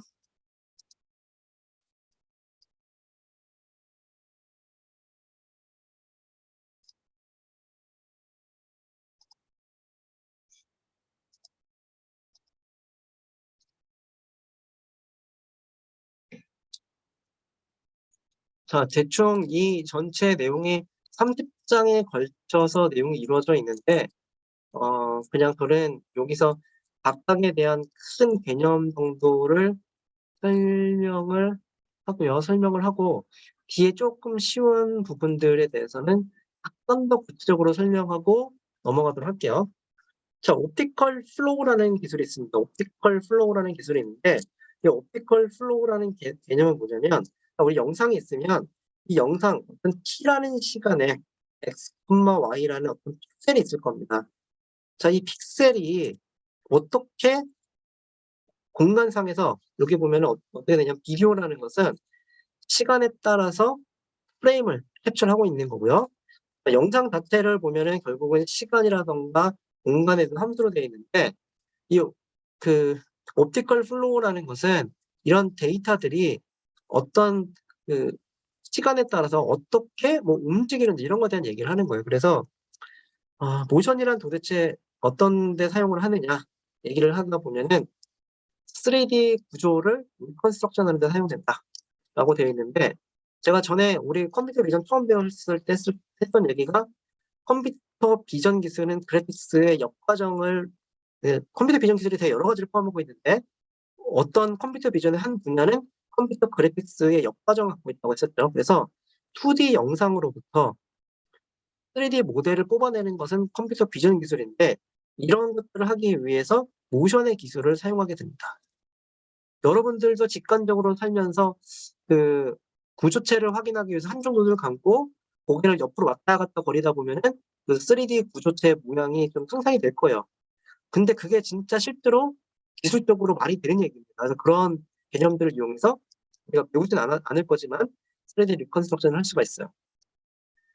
그리고 움직임을 이용해서 물체를 뭐 분해해낼 수도 있고요. 그다음에 뭐 트래킹 이런 여러 가지 어플리케이션이 있다는 겁니다. 시간 관계상 자세하게 설명하진 않고 넘어가도록 할게요. 자, 그러면은 이런 것들을 어떻게 분석을 하느냐 여러 가지 분석 방법이 있는데 여기 있는 것처럼 어떤 그 위치마다 자, 여기 이게 다 화살표예요. 되게 작은 화살표입니다. 어떻게 이동하는지를 이런 필드 형태로 필드 형태로 움직임의 필드 형태로 표현을 한다는 거예요. 그래서 여기 있는 그림상 이게 회전을 하고 있는 거예요. 회전을 하고 있으면 이쪽 부분들은 가만히 있으니까 벡터가 가만히 있습니다. 근데 얘는 이쪽 방향으로 움직이니까 벡터들이 그걸 갖고 다 표현을 하는 거예요. 이렇게 그림을 그려진 겁니다. 물론 이거는 예측한 거니까 실제하고는 조금 오류가 있을 수는 있어요. 그래서 이쪽 방향으로 돌고 이렇게 도니까 벡터들이 이렇게 도는 방향을 표현하고 있는 겁니다. 자, 이런 움직임에 대한 크기를 예측을 하는 것, 이 예측을 하는 기술이 결국은 옵티컬 플로우 기술이라고 생각하면 되겠습니다. 자, 목표적으로는 이런 거예요. 예를 들어서 어떤 움직임이 있었을 때 보여주는 영상이 있는데 이거 한 장의 영상을 보여주고 있지만 이전 장과 한 장의 차이를 보고 각각의 픽셀들 위치에서 어떻게 공간 시간적으로 데이터들이 이동을 하고 있는지 이런 것들을 분석을 하는 겁니다. 자, 그래서 우리 수업에서는요, 여러분들이 제가 그냥 결론만 먼저 이야기하면 옵티컬 플로우에 대해서는 제가 시험을 내지는 않을 거예요. 그래서 그냥 좀 빠르게 진행을 하도록 하겠습니다. 옵티컬 플로우라는 것은 그냥 각각의 위치마다 어떻게 이동을 하는지 어떤 방정식을 푸는 거고요. 그 방정식에 대한 부분이에요. 그래서 수식만 간단하게 설명하면 t라는 시간에 x만 y의 위치에 있는 픽셀은 자, 그다음 시간이 흘렀어요. 1만큼. 1만큼 흘렀으면 자, x라는 위치에서 이동을 했겠죠. y라는 위치에서 이동을 했겠죠. 그래서 다시 말해서 어떤 위치에서 이렇게 이동을 했어요. 이동한 양을 이야기하는 겁니다. 이동한 양의 픽셀과 서로 같다는 거예요. 천천히 보면 수식이 이해가 될 거예요. 시간이 지난 후에 이동량을 보여주면 당연히 동일하겠죠. 자, 그래서 그거를 이용해가지고 뭐 여러 가지 방정식을 세워가지고 수식적으로 푼 거예요. 이 부분은 넘어가도록 하겠습니다. 그런데 이제 좀 몇 가지 어려운 문제점들이 있어요. 자, 어떤 시간에 영상이 이렇게 보였고 그 다음 시간에 영상이 이렇게 보였어요. 그러면 여러분들은 그 영상이 어떻게 이동했는지 볼 수 있겠죠. 자, 이렇게 이동했구나 알 수 있을 거예요. 왜냐면 여기 이전 슬라이드 이렇게 있다가 이렇게 이동했어요. 그러면 선이 이쪽으로 이동을 했으니까 이쪽 방향으로 이동했네 라고 생각을 할 수 있을 겁니다. 자, 그런데 실제로는 이렇게 이동할 수 자, 이렇게 있었던 게 끝을 보세요. 이렇게 이쪽 방향으로 이동을 한 거예요. 이쪽 방향으로 이동을 했는데 우리가 이쪽 이 작은 영역으로 봤기 때문에 이런 것들을 제대로 인식을 못하는 그런 경우가 있다라는 겁니다. 자, 여기 보면은 이렇게 보면 여러분 어떻게 보여요? 밑으로 이동한 것처럼 보이죠? 실제로는 이런 움직임입니다. 옆으로 이렇게 돌고만 있는 거예요. 그러니까 이쪽 방향으로 가고 있는데 마치 느낌은 이쪽 방향으로 돌고 있는 느낌을 갖고 있어요. 약간의 그 일루전 같은 것들이 환상 같은 거죠. 이런 문제들이 있어서 제대로 문제를 풀기 어렵다. 그냥 그런 거에 대한 얘기를 하고 있는 거예요. 어떤 부분들은 그냥 생략을 하도록 할게요.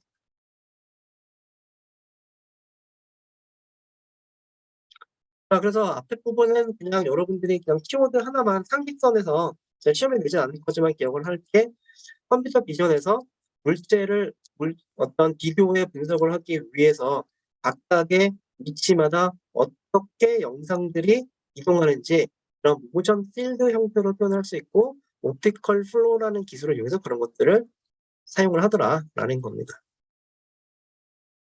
자, 잠깐만 제가 그 살짝 물 좀 마시고 잠깐만 기다려 주세요.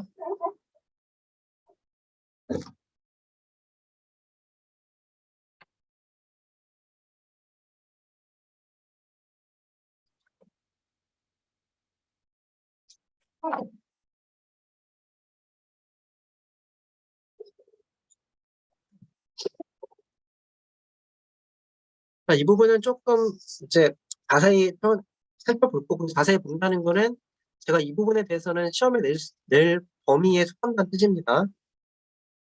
자, 백그라운드를 빼서 우리가 뭔가 정보를 취할 수 있는 그런 부분에 대해서 이야기를 해보도록 하겠습니다.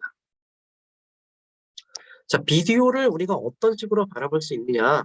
비디오는 시간에 따라서 어떤 데이터의 변화, 프레임들을 축적을 한 건데 각 시간마다 촬영한 이미지를 색 형태로 누적을 시킨 거예요.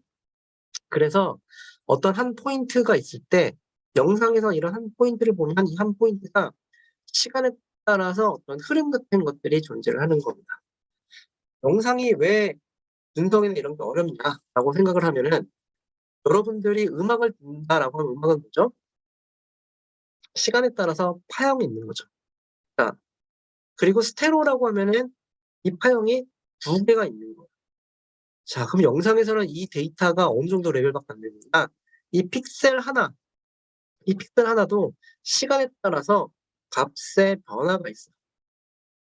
다시 말해서 음성이라는 거는 영상에서 보면은 픽셀 2배밖에 안 되는 정도밖에 안 되는 정말 미비하게 작은 데이터입니다.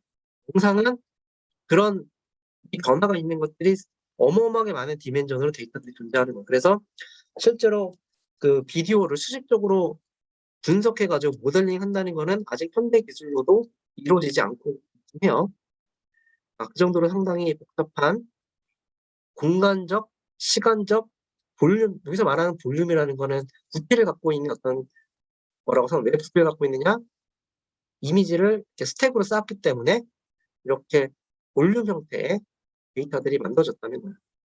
이런 데이터들로서 우리는 비디오를 바라볼 수가 있습니다. 여기는 조금 어려운 얘기고 우리가 그 공간이나 뭐 레이라든가 이런 것들을 배우지 않았기 때문에 다른 의미로 제가 뭐랄까요? 쉬운 말로 얘기하면 이거예요. 여기 카메라가 스테이셔너리하다는 거는 그냥 삼각대에 고정이 돼 있다라고 생각하면 돼요. 삼각대에 고정이 된 상태에서 영상을 촬영을 하면은 결국은 이 중에서 촬영된 영상의 어떤 하나의 픽셀을 보면 이 픽셀의 의미는 무엇이냐? 결국은 여러분들 상상을 해보세요. 영상이 이렇게 있는데 동영상이에요. 근데 여기 빌딩이 이렇게 있어요. 그러면 여기 빌딩에 있는 한 픽셀이라고 치면은요. 자, 카메라가 고정이 돼 있다고 하면은 건물이 무너지지 않는 이상 이 픽셀에 관련된 데이터는 무엇을 의미하느냐? 자, 여기 빌딩이 이렇게 있어요. 그러면은 이 픽셀을 가리키는 어떤 점까지 도달하는 이 선이 있을 거예요. 여기서 말하는 레이가 일종의 그런 겁니다. 이 레이상에 있는 데이터를 여기 이 한 점으로 표현한 겁니다. 만약에 이 카메라와 이 건물에 보이는 이 점 사이 연결하는 선 사이에 여러분들이 서 있으면 어떤 일이 생겨요? 가려지면서 사람이 나오게 되겠죠. 그래서 여러분들 통과하는 이 점에 해당하는 이 위치에 있는 픽셀이 여기 나오게 될 겁니다. 뭐 그런 얘기를 하고 있는 거예요. 그래서 어떤 공간적으로 주어진 어떤 한 레이를 뭐 디스플레이하고 있는 그런 식으로 모델링 할 수 있다는 건데, 그냥 뭐 나왔으니까 설명하는 거고, 뒤에 뭐 이런 개념을 잘 몰라도 이해하는 데 큰 어려움은 없을 것 같아요. 자, 그러면 백그라운드 서브섹션 얘기가 왜 나오느냐? 그럼 그거부터 이야기해 보도록 하겠습니다.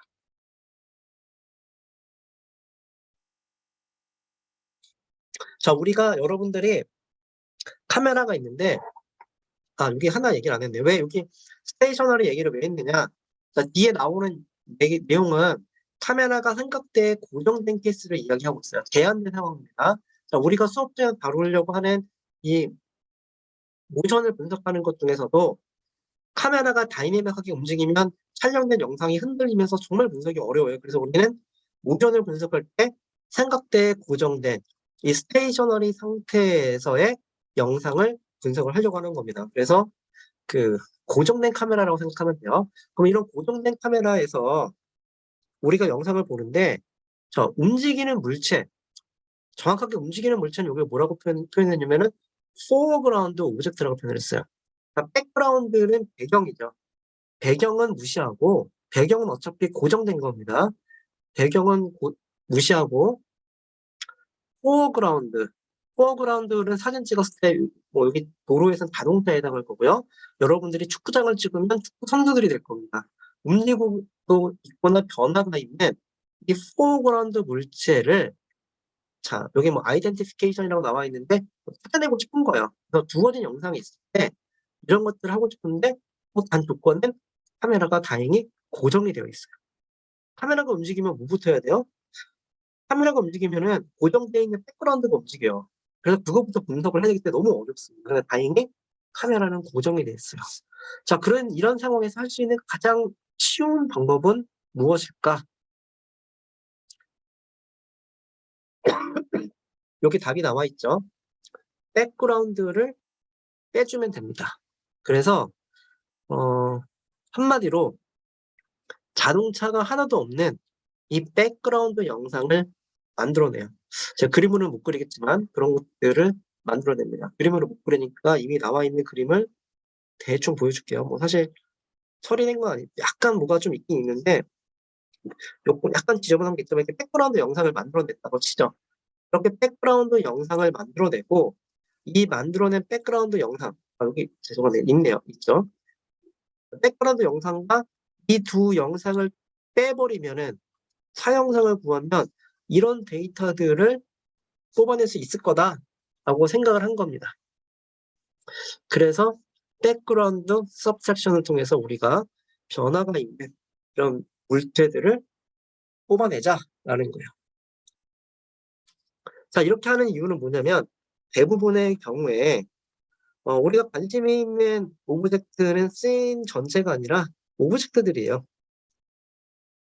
그리고 프로세싱이라던가 뭐 이런 것들이 훨씬 더 뭐 쉽다는 거고요. 사실 모티베이션이 별로 중요한 건 아니고, 보통 백그라운드 빼는 게 일반적인 방법 중에 하나가 되겠습니다. 자, 그래서 스태틱한, 아까 뭐 스테이셔너리라고 얘기하기도 했지만 스태틱, 고정된 카메라라고 보는데요. 고정된 카메라에서 우리가 할 수 있는 간단한 기술은 무엇이냐? 그냥 백그라운드를 빼면 된다는 겁니다. 그런데 이렇게 하는 것조차도 완벽하게 하는 거 쉽진 않다는 거예요. 자, 그래도 굉장히 많은 부분에 사용이 됩니다. 트래픽 모니터링 할 때. 트래픽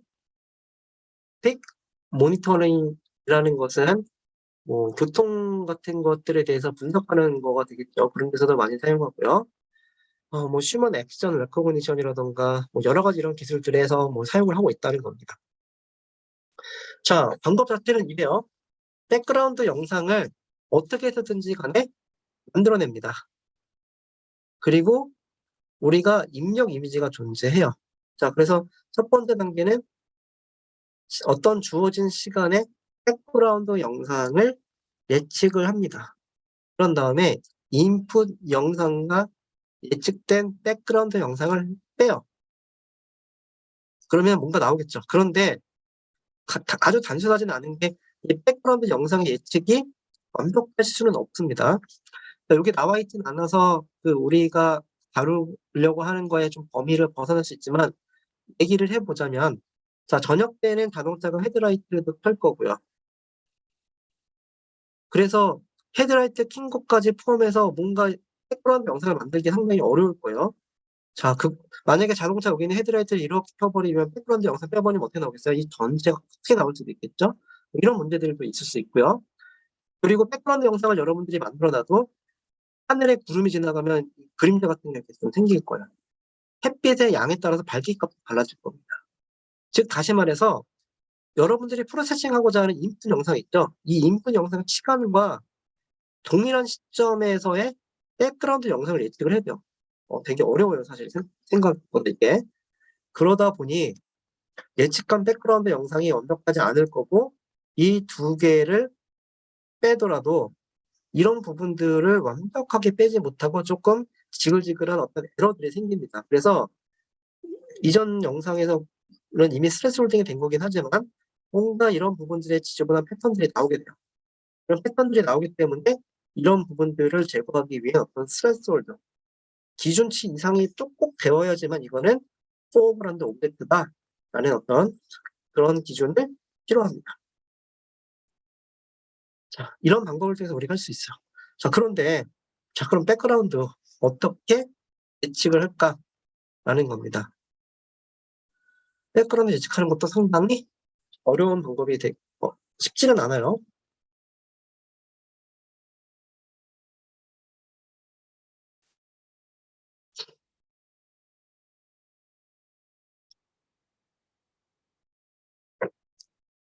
자, 가장 간단한 방법은 무엇이 있느냐? 여기 뭐 말은 넘어가고요. 자, 백그라운드 영상을 그냥 이전장 영상으로 가정을 하는 겁니다. 자, 백그라운드를 예측을 해야 되는데, 나 백그라운드 예측 이전 자동차가 없는, 다시 말해서 이런 거 예측 못 하겠고, 그냥 그림으로 제가 하나 그리자고 하면은, 자, t-1과 t라는 시간이 있는데, 자동차가 여기 있다가 그 다음에 여기를 이동했어요. t라는 시간에. 그러면은 이거 백그라운드라고 보고 이게 두 개 빼버리자.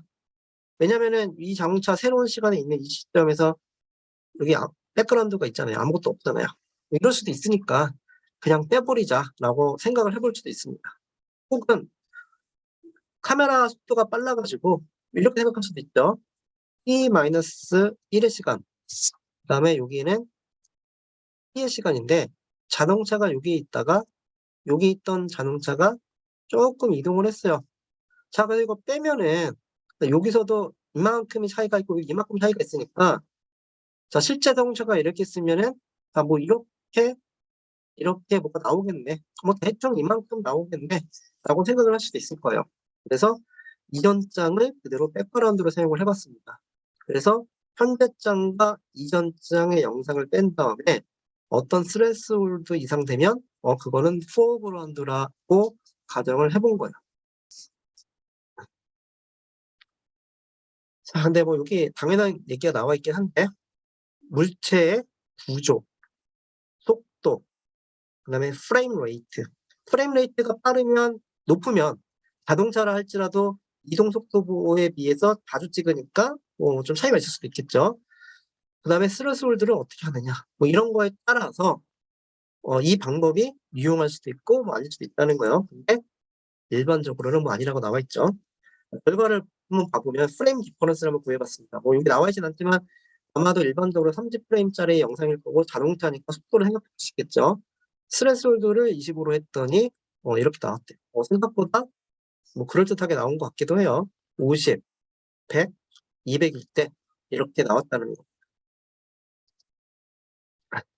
그런데 사실 따지고 보면은 좀 약간 그 딱히 좋은 방법은 아니에요. 이렇게 보시면은 비교해 보면은 근데 웬만큼 얘네들을 좀 추출해내긴 했는데 이런 노이즈들도 있고 조금 완벽하진 않죠.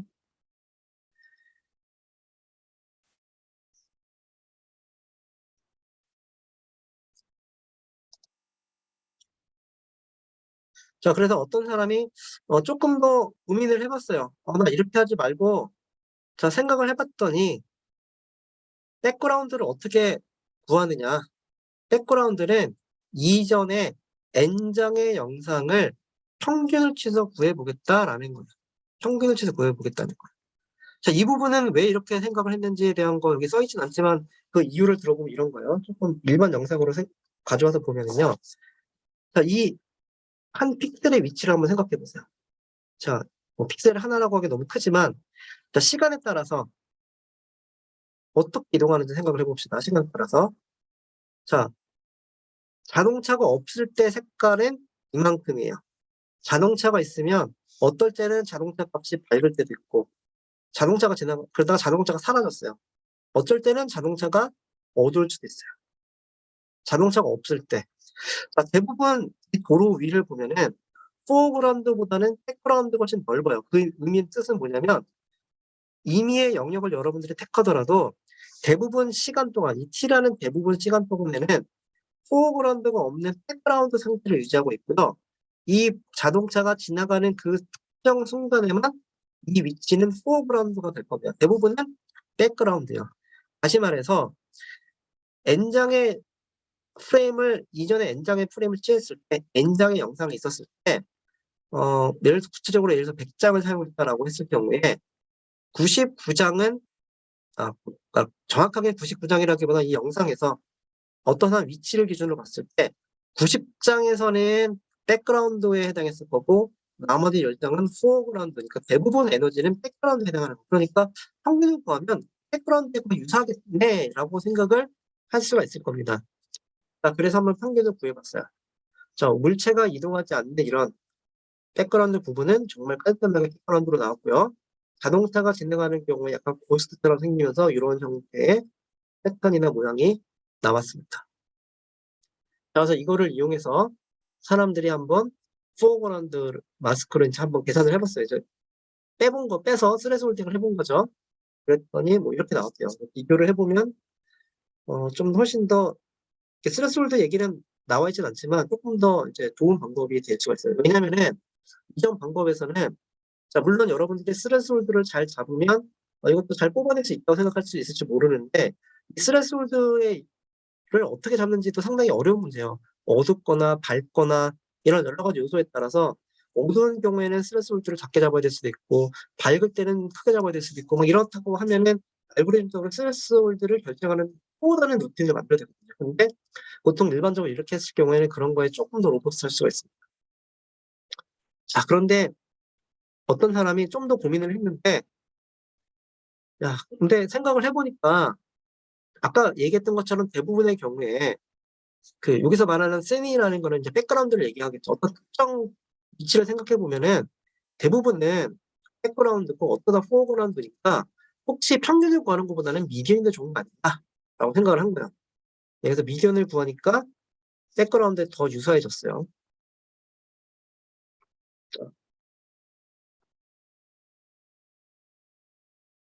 이 두 개를 비교해 보면 이런 데 코스트들이 좀 많이 있었는데 여기서 많이 사라졌죠. 물론 이런 부분에 조금 남아 있긴 하지만요. 그래서 성능이 뭐 이렇게 보면은 여러분들 잘 인지될지 모르겠지만 약간 좀 성능이 더 나아졌습니다. 이거는 다시 말하지만 여러분들이 그 영상을 스택해가지고 이미지를 스택한 거죠. 있죠. 시간적으로 어떤 특정한 픽셀의 위치를 기준으로 생각을 해야 됩니다. 시간에 따라서 이 한 점이 시간에 따라서 어떻게 움직일 것인가. 이렇게 스태틱한 점은 변화가 없겠죠. 하지만 이런 점들은 오브젝트가 존재하냐 안 하냐에 따라서 값이 변화가 생길 겁니다. 그래서 우리가 원하는 거는 대부분 변화가 없는 이 영역을 풀어내는 거죠. 자, 그러면 뭐 여기 남아있진 않지만 조금 더 머리를 굴리면 어떻게 할 수 있겠어요? 이견을 구하더라도 또 문제가 이럴 수 있을 거예요. 이견을 보려고 했는데 이게 어둡잖아요. 대부분 자동차가 지나가면 밝은 값이 있는 거죠. 그러면은 이렇게 하기보다는 뭐 예를 들어서 히스토그램을 본 다음에 이 픽셀 하나의 위치를 시간적으로 잘라가지고 x, y, t라는 거에서 t만을 변화시킨 이 데이터 1D 어레이를 구한 다음에 이 1D 어레이에 히스토그램을 그려서 인수가 가장 큰 거. 왜냐면 대부분은 백그라운드 노출된다고 했으니까 그런 걸 추출하는 게 이 미디엄보다 더 좋을 수도 있겠죠.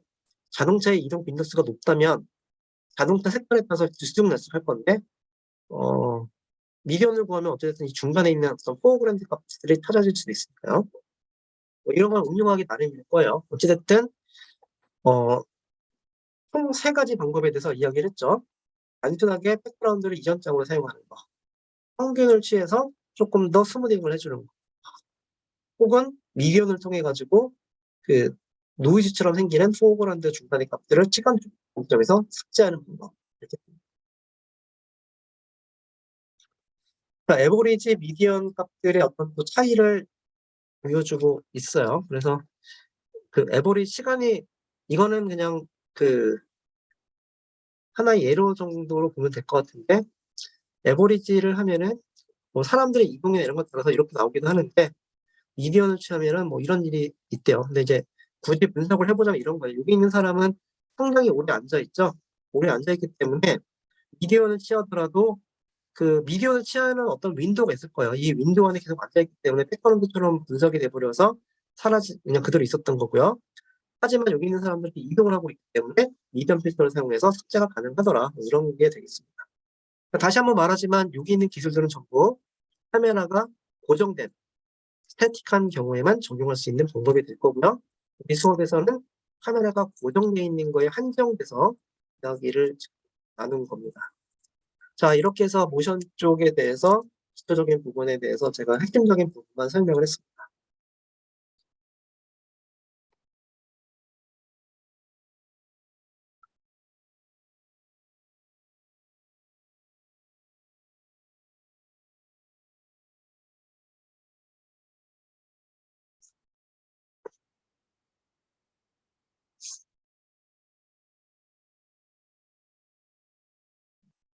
자, 이제 마지막 챕터 CNN 부분에 대해서 살펴보도록 하겠습니다. 자, 슬라이드가 여러 장이긴 한데 아마 그렇게 오래 걸리진 않을 것 같아요.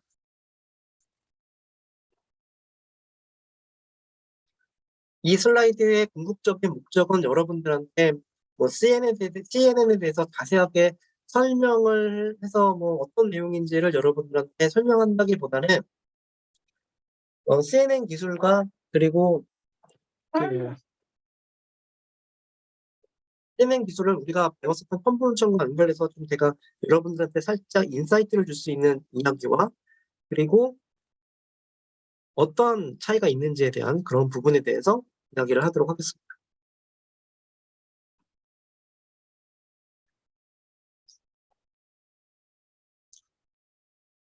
자, 이거는 우리가 이미 그 오브젝트 레코그니션에서 봤었던 내용들이죠. 과거의 이미지를 어떻게 하는지 그 클래시피케이션하는 카테고라이제이션하는 방법에 대한 이야기를 하고 있어요. 그래서 우리가 트레이닝 이미지를 준비를 하고요. 트레이닝 이미지로부터 우리가 정의한 시프트 같은 방법들을 이용해서 특징점들을 이미지 특징을 뽑아냅니다. 자, 그리고 뽑아낸 특징들과 이 라벨 정보들을 이용해 가지고 클래시파이어를 훈련을 시켜요. 그래서 최종적으로 훈련된 클래시파이어가 나옵니다. 자, 그러면 새로운 영상이 들어오면 새로운 영상에서 특징을 뽑습니다. 그리고 여기 앞에서 했었던 클래시파이어를 통해 가지고 분석을 해서 자, 얘가 무엇인지를 이렇게 예측을 해내는 겁니다. 이런 것들을 하기 위해서 피처가 무엇인지 우리가 디자인을 했었죠. 대표적인 게 시프트라는 기술들이 있었고요. 우리가 뭐 헬스 코너를 이용해서 특징점이 어디 있는지도 틀린 것에 대해서 배웠었습니다. 자세하게 다루진 않았지만 텍스톤이라고 해가지고 뭐 텍스처 같은 얘기도 살짝 했었고요. 그리고 이런 부분들을 잘 인식하기 위해서 이제 레코그니션에서 도대체 어떻게 이걸 다루는지에 대한 이야기를 했었습니다. 그래서 전반적으로 이런 방법을 통해 가지고 우리가 그 물체를 이해하고 분석을 했었습니다. 여기까지 이제 전체적으로 우리가 진행을 했었던 내용들이죠.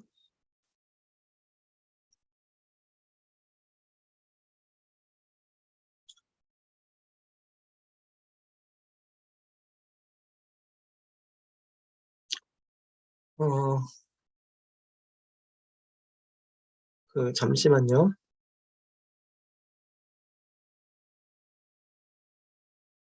이 부분은 그냥 생략을 하고 뒤에 있는 걸로 이게 어차피 레이어 1, 2 나와 있는데 뭐 비슷한 내용인 것 같아요. 자, 우리가 그래서 이전에 했었던 것들을 간단하게 개념적으로 보면 어떻게 바라볼 수 있는지를 한번 보도록 하겠습니다. 자, 첫 번째 단계에서는 우리가 입력어 들어오는 거는요, 픽셀 데이터들이에요. 픽셀 데이터.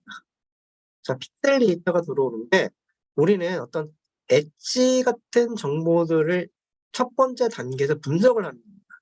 자, 이게 무슨 의미냐? 앞으로 와서 자, 우리가 헬스 코너 디텍션을 통해서 어떤 특징 위치를 찾아냈어요. 혹은 뭐 블락 디텍션이라던가 여러 가지 기법들을 이용해서 그 특징점을 찾아냈습니다. 이 특징점을 찾아내는 과정이 결국은 무엇이냐?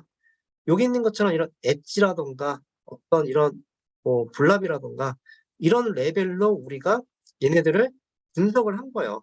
분석을 해서 특징점들을 찾아낸 겁니다. 주요적으로 엣지들을 많이 봤죠. 물론 이렇게 흰 원도 이런 부분들도 다 엣지의 어떤 경계들이죠. 이런 거를 통해서 픽셀로 따로따로 있던 이 데이터들을 결합을 한 거예요. 결합을 해서. 자, 픽셀이라는 거는 단독으로 있는 데이터들이죠. 근데 이 엣지라는 거는 단독 데이터가 아닙니다. 여러 개의 데이터들이 결합된 하나의 개념이에요. 그래서 어떤 이런 결합된 이런 패턴 형태로 영상을 분석해서 집합해 가지고 우리가 1단계로 분석을 했습니다. 자, 그런 다음에 여러분들이 어떻게 했냐면은 이 디스크립터를 피처를 만든 다음에 그다음에 이렇게 분석을 하기 위해서 우리가 그 여러 가지 그 피처들의 어떤 분포 같은 것들을 봤어요. 피처들의 분포라는 의미는 여러 개의 피처들의 그룹을 통해 가지고 얘네들이 어떤 형태를 갖고 있는지를 본 겁니다.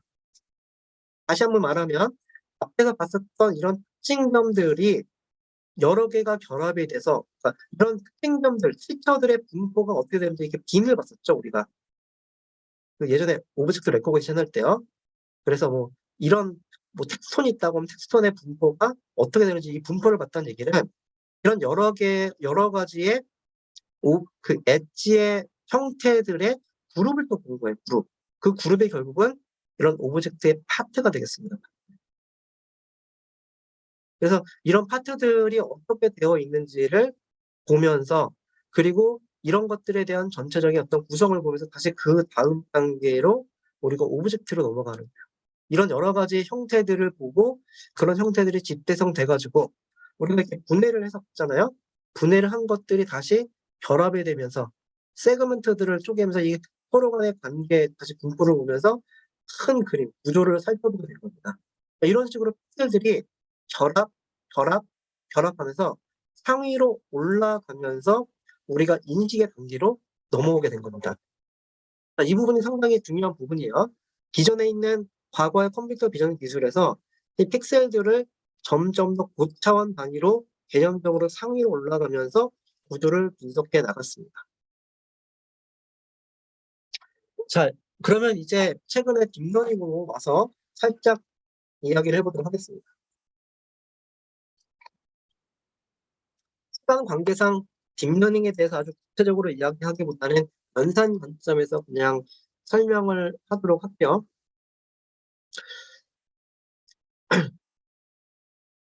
자, 뭐 우리 인간의 뇌를 많이 닮았다는 얘기는 뭐 이미 딥러닝을 공부한 학생도 있고 처음 듣는 학생도 있을 텐데 딥러닝 자체를 처음 듣는 학생은 없겠죠. 그냥 기술 자체에 대한 내용을 처음 접하는 학생들도 있을 수 있을 텐데 우리 인간의 뇌의 뉴런과 비슷하다는 얘기를 얼핏 들었을 거예요. 우리 인간의 뇌의 뉴런이 이런 식으로 생겼는데 이게 하나의 연산자인데 주변에 오는 정보들을 분석을 해 가지고 분석된 결과를 다음 단계로 넘기게 되는데 이 분석이라는 것이 사실은 간단한 분석이래요. 시그널들이 있으면 그 시그널들을 그냥 합해서 뭐 뭔가 프로세싱해서 보내는 거래요. 그거를 그대로 따라한 게 바로 이 아티피셜 뉴런이 되겠습니다. 그래서 다른 뉴런에서 다른 이게 뉴런에서 연산된 이 결과들이에요. 이 결과들이 들어와서 연산을 해서 내보내는 거예요. 근데 연산이 도대체 무엇이냐? 입력으로 들어오는 데이터 값이 x1이면 이 x1에다가 웨이트 값, 가중치를 곱해줍니다. w1 x1 그리고 W2, X2 이렇게 쭉 곱하고 이거를 수식적으로 이렇게 그냥 벡터 형태로 쓴 겁니다. 그리고 바이어스 어떤 이치 성분이라고 생각합니다. 이거를 더해주는 거. 이런 연산을 취하는 거예요. 단 뉴런마다 이 가중치 값은 서로 다른 거예요. 우리가 학습이라는 의미는 이 가중치를 어떻게 가져갔나. 어떤 뉴런은 나는 이 X1을 중요하게 볼래 라고 하면서 이거를 큰 값으로 가져갔고요. 나는 X2부터 얘네들은 별로 중요하지 않아. 작은 값으로 학습을 할 수도 있습니다. 어떻게 학습할지는 이제 우리가 이제 학습하는 어떤 방법을 학습을 하는 거고 데이터를 갖고 학습을 하는 거고요.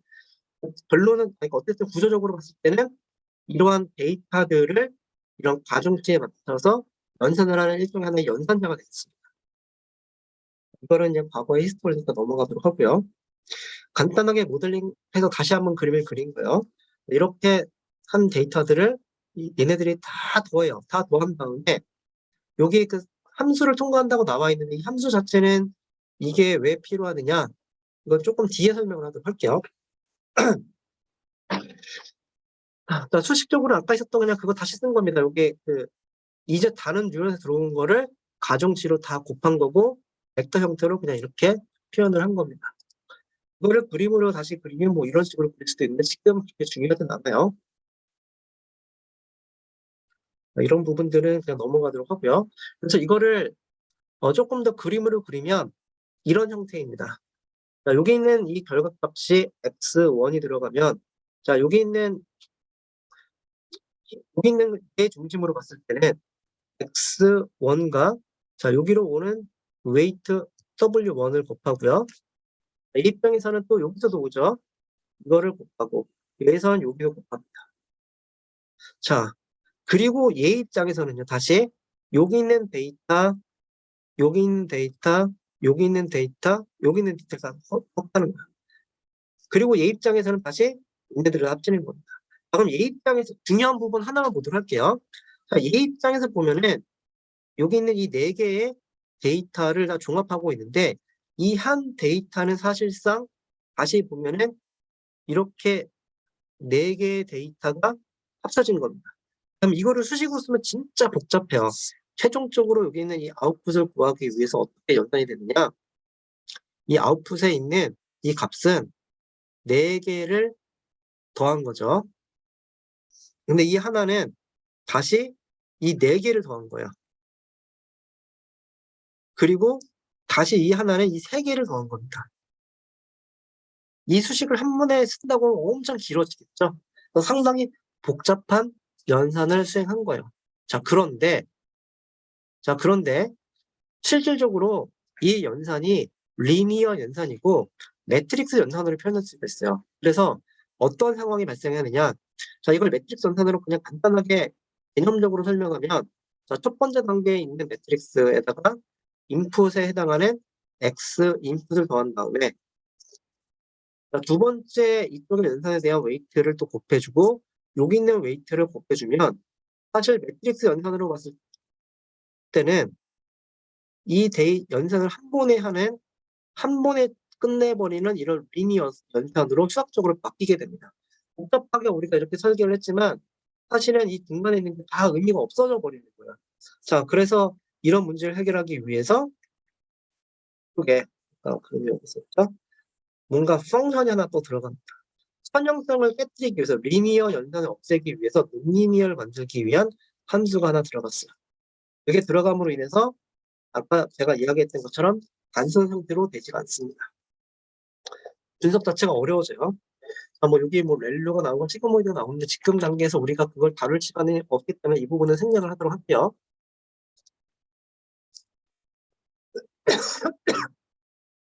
자, 그래서 뭐 복잡하게 생각할 거 없이 간단하게 보면은 결국은 그 앞에 있는 거는 결국 뭐냐라고 하면은 수식적으로 좀 길긴 하지만 여러분들이 여기 있는 이 연산을 수식적으로 사실은 다 쓸 수가 있어요. 꼼꼼하게 따지면요.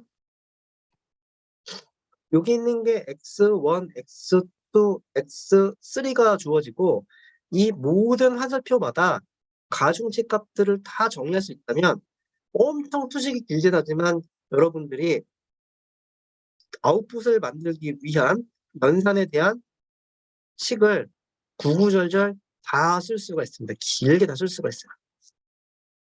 자, 그러면 우리가 이 문제를 어떻게 바라볼 수가 있냐면, 그냥 여기서 이걸로 얘기할까요? 자, 여기에 모르는 파라미터가 30개가 있다고 치고, 예를 들어서 여기가 40개가 있다고 치면은 우리가 모르는 파라미터가 여기는 4개가 있다고 치면 우리가 모르는 파라미터가 74개예요. 뭐 정확하게 몇 개인지 제가 생각 안 해서 그냥 대충 찍은 겁니다. 자, 74개의 모르는 가중치 값을 우리가 찾아내기만 하면 이 함수 자체를 정의할 수가 있게 되는 겁니다. 다시 말해서 우리 뇌에서 학습을 한다는 것은 각각의 들어오는 시그널들의 이 값들의 가중치 값을 결정하는 게 결국 학습인데, 학습이라는 의미는 결국은 뭐냐면 주어진 어떤 입력이 있을 때, 우리가 원하는 결과가 나오도록 이 중간에 있는 가중치 값들을 결정을 한다는 거예요. 자, 이 예에서는 모르는 값이 74개면 우리가 가중치 값을 계산하기 위해서 74개의 식만 있으면 우리가 구할 수가 있습니다. 데이터로 치면은 뭐 한 번에 데이터가 3개씩 들어서 식이 하나씩 생긴다고 치면 74개의 데이터를 준비하면 여러분들이 세운 이 식, 결국은 수학적인 식이죠. 이 수학적인 식을 풀 수가 있어요. 사실 학습도 필요 없고 그냥 식만 풀면 됩니다. 그런데 안타깝게도 이 논리니어 방정식을 푸는 거는 무지막지하게 어렵습니다. 실제로 3차식 자체도 여러분들이 인수분해가 되는 방정식만 쓸 수 있지, 인수분해가 안 되면 이거 구하는 거 되게 어려워요. 4차식 되면 더 어려워요. 이런 다항식도 풀 수가 없는데 파라미터를 모르는 파라미터가 수십 개, 수백만 개가 되는, 나중에 복잡하면 수십만 개가 수백만 개가 되는 이 복잡한 방정식을 현실적으로 풀 수가 없어요. 그럼 도대체 이 식을 어떻게 풀까? 사람들이 고민을 했고, 이거는 사실은 딥러닝에서 개발된 방식은 아니고, 딥러닝 때문에 더 많이 연구를 사람들이 하긴 했지만 사실 일반적으로 안 풀리는 식을 푸는 기존의 방법들이 상당히 많이 있었습니다. 그래서 그런 기술들을 이용해서 그레디언트 디센트 방법을 이용해서 푸는 방법들이 나왔고, 이제 그런 것들이 딥러닝이 뜨면서 더욱더 고도화되게 사람들이 연구를 해서 더 잘 풀 수 있게 고민을 해서 만들어냈어요. 그래서 한마디로 그냥 딥러닝은 식을 세워놓고 우리가 그 식을 못 푸니까 데이터를 통해서 대략적으로 값을 억지로 눈 감고 찾아나가는 과정이다라고 생각을 하면 됩니다. 이거는 뭐 그런 거에 대한 부분인데 쓱 다 넘어가고요. 그래서 딥러닝의 장점과 단점 뭐 이렇게 나와 있는데 이것도 그냥 여러분들 참고 삼아 읽어보세요. 자, 그래서 이제 CMM으로 넘어가기 전에 다시 한번 간단하게 정리를 하면은 이런 거예요. 우리가 데이터들이 여러 개가 존재하고 있고요. 자, 우리가 앞에 있었던 인식, 오브젝트 레코그니션이라는 것은 여러 개의 데이터들이 있을 때, 자, 어떤 데이터가 들어오면 얘는 모양이고, 어떤 애는 강아지고, 이런 것들을 원하는 우리가 블랙박스가 어떻게 될지는 모르더라도 이런 데이터가 들어왔을 때 분해낼 수 있도록 이 안을 설계하는 방식이었고, 어떻게 설계하는지에 대해서 과거의 방식을 제가 설명을 했었죠.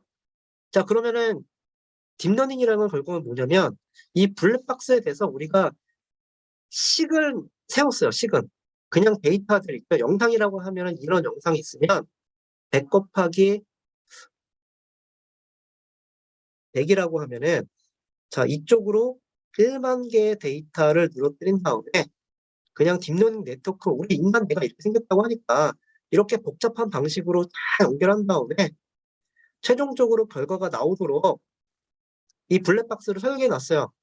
그리고 이 방정식 2개 있는 이 방정식을 풀기만 하면은 답이 그러니까 그 식을 이렇게 세워놓고 이 식을 못 푸니까 있는 대로 데이터를 집어넣고 이 안에 있는 가정치를 구하는 방식으로 문제를 한 겁니다. 다시 말해서 앞에 있는 방식에서는 인간이 분석을 해가지고 식 자체를 되게 간소화하면서 핵심적인 부분을 직접 설계한 거고요.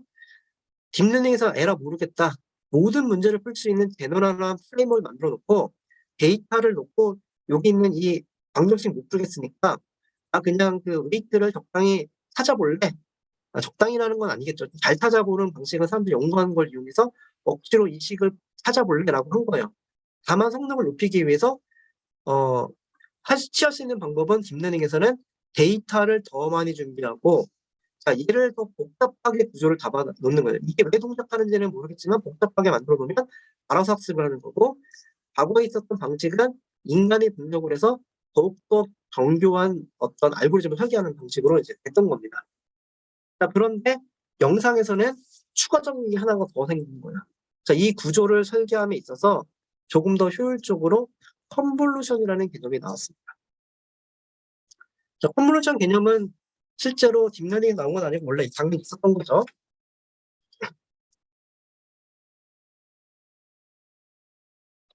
컨볼루션 개념이 왜 나왔느냐? 다시 앞으로 갔을 때 여러분들이 이 해리스 코너에서 특징점을 뽑을 때 어떻게 뽑나요? 어떤 바라보는 윈도우가 있으면 이 윈도우를 슬라이딩하면서 이런 형태의 엣지가 있는지 없는지를 분석을 합니다. 여기 이 영상을 분석할 때 적용하는 방식과 이 영상을 적용할 때 분석하는 방식이 서로 동일하죠. 다시 말해서 분석하는 그 잣대 자체는 어떤 우리가 그 분석하는 어떤 윈도우가 있으면 이 윈도우에 동일한 방식을 적용을 합니다. 그런데 일반적인 딥러닝 CNN이 아닌 네트워크를 생각을 해보면은 영상이 이렇게 100이 있어서 우리가 이거를 쭉 해가지고 1만 개로 늘어뜨렸어요. 그리고 중간에 이렇게 레이어로 해서 이렇게 연결을 해버리면요. 어떤 일이 생기느냐. 얘의 웨이트, 각각의 웨이트들을 다 하나씩 결정을 해줘야 돼요. 이 얘기는 결국 뭐냐. 이만한 영상이 있을 때 이 각각의 웨이트라는 의미는 얘를 분석하는 방식의 의미거든요. 이거를 분석하는 방식이 여기 적용하는 거랑 여기 적용하는 건 서로 달라요. 왜냐면 이 밑에 있는 픽셀들은 이 밑에 있거든요. 그러면 그때 웨이트 값은 이 위에 있는 웨이트 값하고 달라요. 되게 좀 영상에서 생각했을 때 이상하죠. 영상은 이렇게 하지 않죠.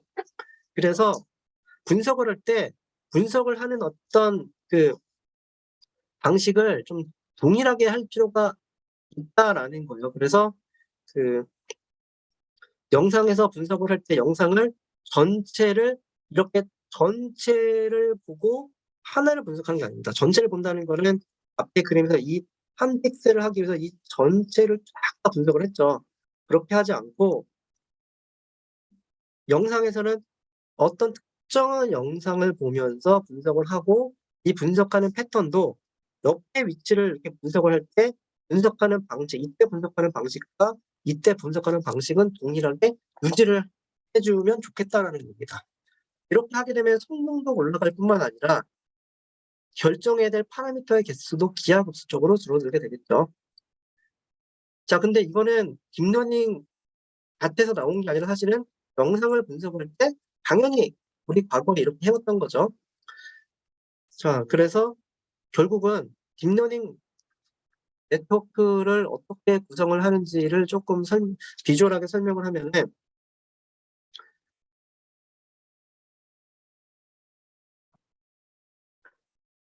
이만큼의 데이터를 갖고 뭔가 분석을 해서 데이터를 만들고요. 여기 있는 데이터를 분석해서 데이터를 만들고 해서 쭉 해서 중간에 피처맵이라는 거를 만든다고 했어요. 근데 용어는 피처맵인데 사실 우리 뭐랑 똑같아요? 여러분들이 과제에서 제가 숙제를 내줬을 때 뭐 예를 들어서 뭐 로우 패스 필터, 스무딩 필터를 구해내라, 뭐 하이 패스 필터를 구해내라, 그다음에 뭐 라플라시안 필터를 구현해라, 소벨 엣지를 구현해라, 뭐 이런 거 했듯이 그냥 그런 것들을 구현하는 거, 그런 것들을 구현하는 그 연산이에요. 그냥 특별한 게 아니라 그냥 그 연산 자체입니다. 그래서 그렇게 만들어진 거를 결과 영상을 그냥 피처 맵이라고 적은 것 뿐이지 단순한 컨볼루션의 연산들이에요. 근데 이제 이렇게 여러 개가 있는 거는 한 번은 예를 들어서 가우시안으로 분석하고 가우시안으로 필터링하고 한 번은 물로 분석하고 하면서 분석하는 방식에 따라서 여러 개의 데이터들을 쌓아 놓는 겁니다. 다시 말해서 구조적으로 봤을 때 이 피처맵이라고 나와 있는데 이 영상을 다양한 방식으로 필터링해서 쌓아놓은 데이터예요. 예를 들면 이런 겁니다. 인풋 영상이 있었을 때 이러한 그 필터를 갖고 필터링해서 우리가 쫙 다 필터링해서 이 영상 하나 얻어요. 그 다음에 조금 다른 필터를 갖고 쭉 연산해서 또 하나 얻어요. 이렇게 쭉 쌓아놓은 데이터가 바로 이쪽에 있는 이 피처 맵이 되겠습니다. 자, 그러면은 무슨 차이가 있느냐? 다시 한번 기억을 더 되돌리면은 과거에 우리가 했었던 트래디셔널 컴퓨터 비전에서는 이런 어떤 필터를 쓸지 인간이 결정을 했어요. 그런데 이제 딥러닝에서는 그게 아니라 이 필터에 대한 코에피션트 값, 여러분들이 필터 코에피션트를 줘야 필터링 할 수 있었죠. 이 필터 코에피션트를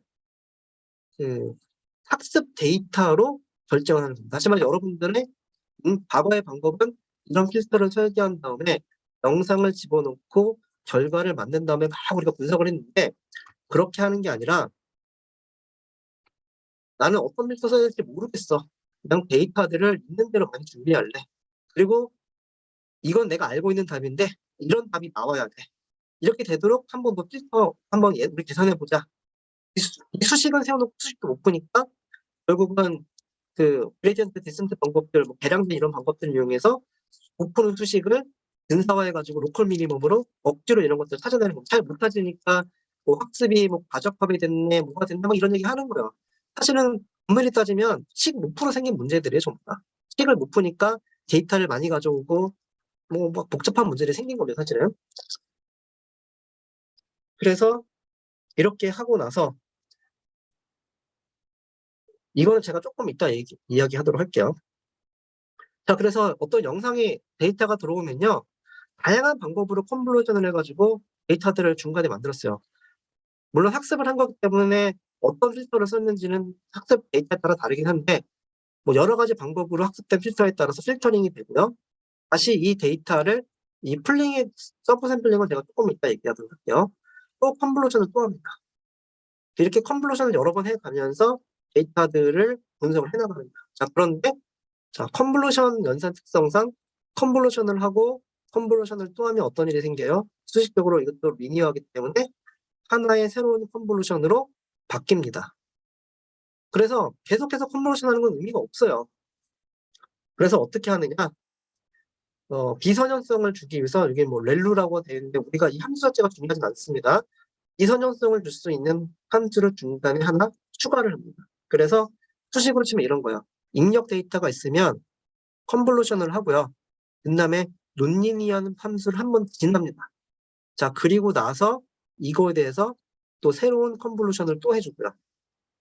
그리고 또 논리니어한 걸 통과하고 이 논리니어한 게 없으면 여기 있는 것처럼 컨볼루션이 하나로 바뀌어버리는 거예요. 이런 구조를 가져가는 게 결국은 딥러닝 구조가 되겠습니다.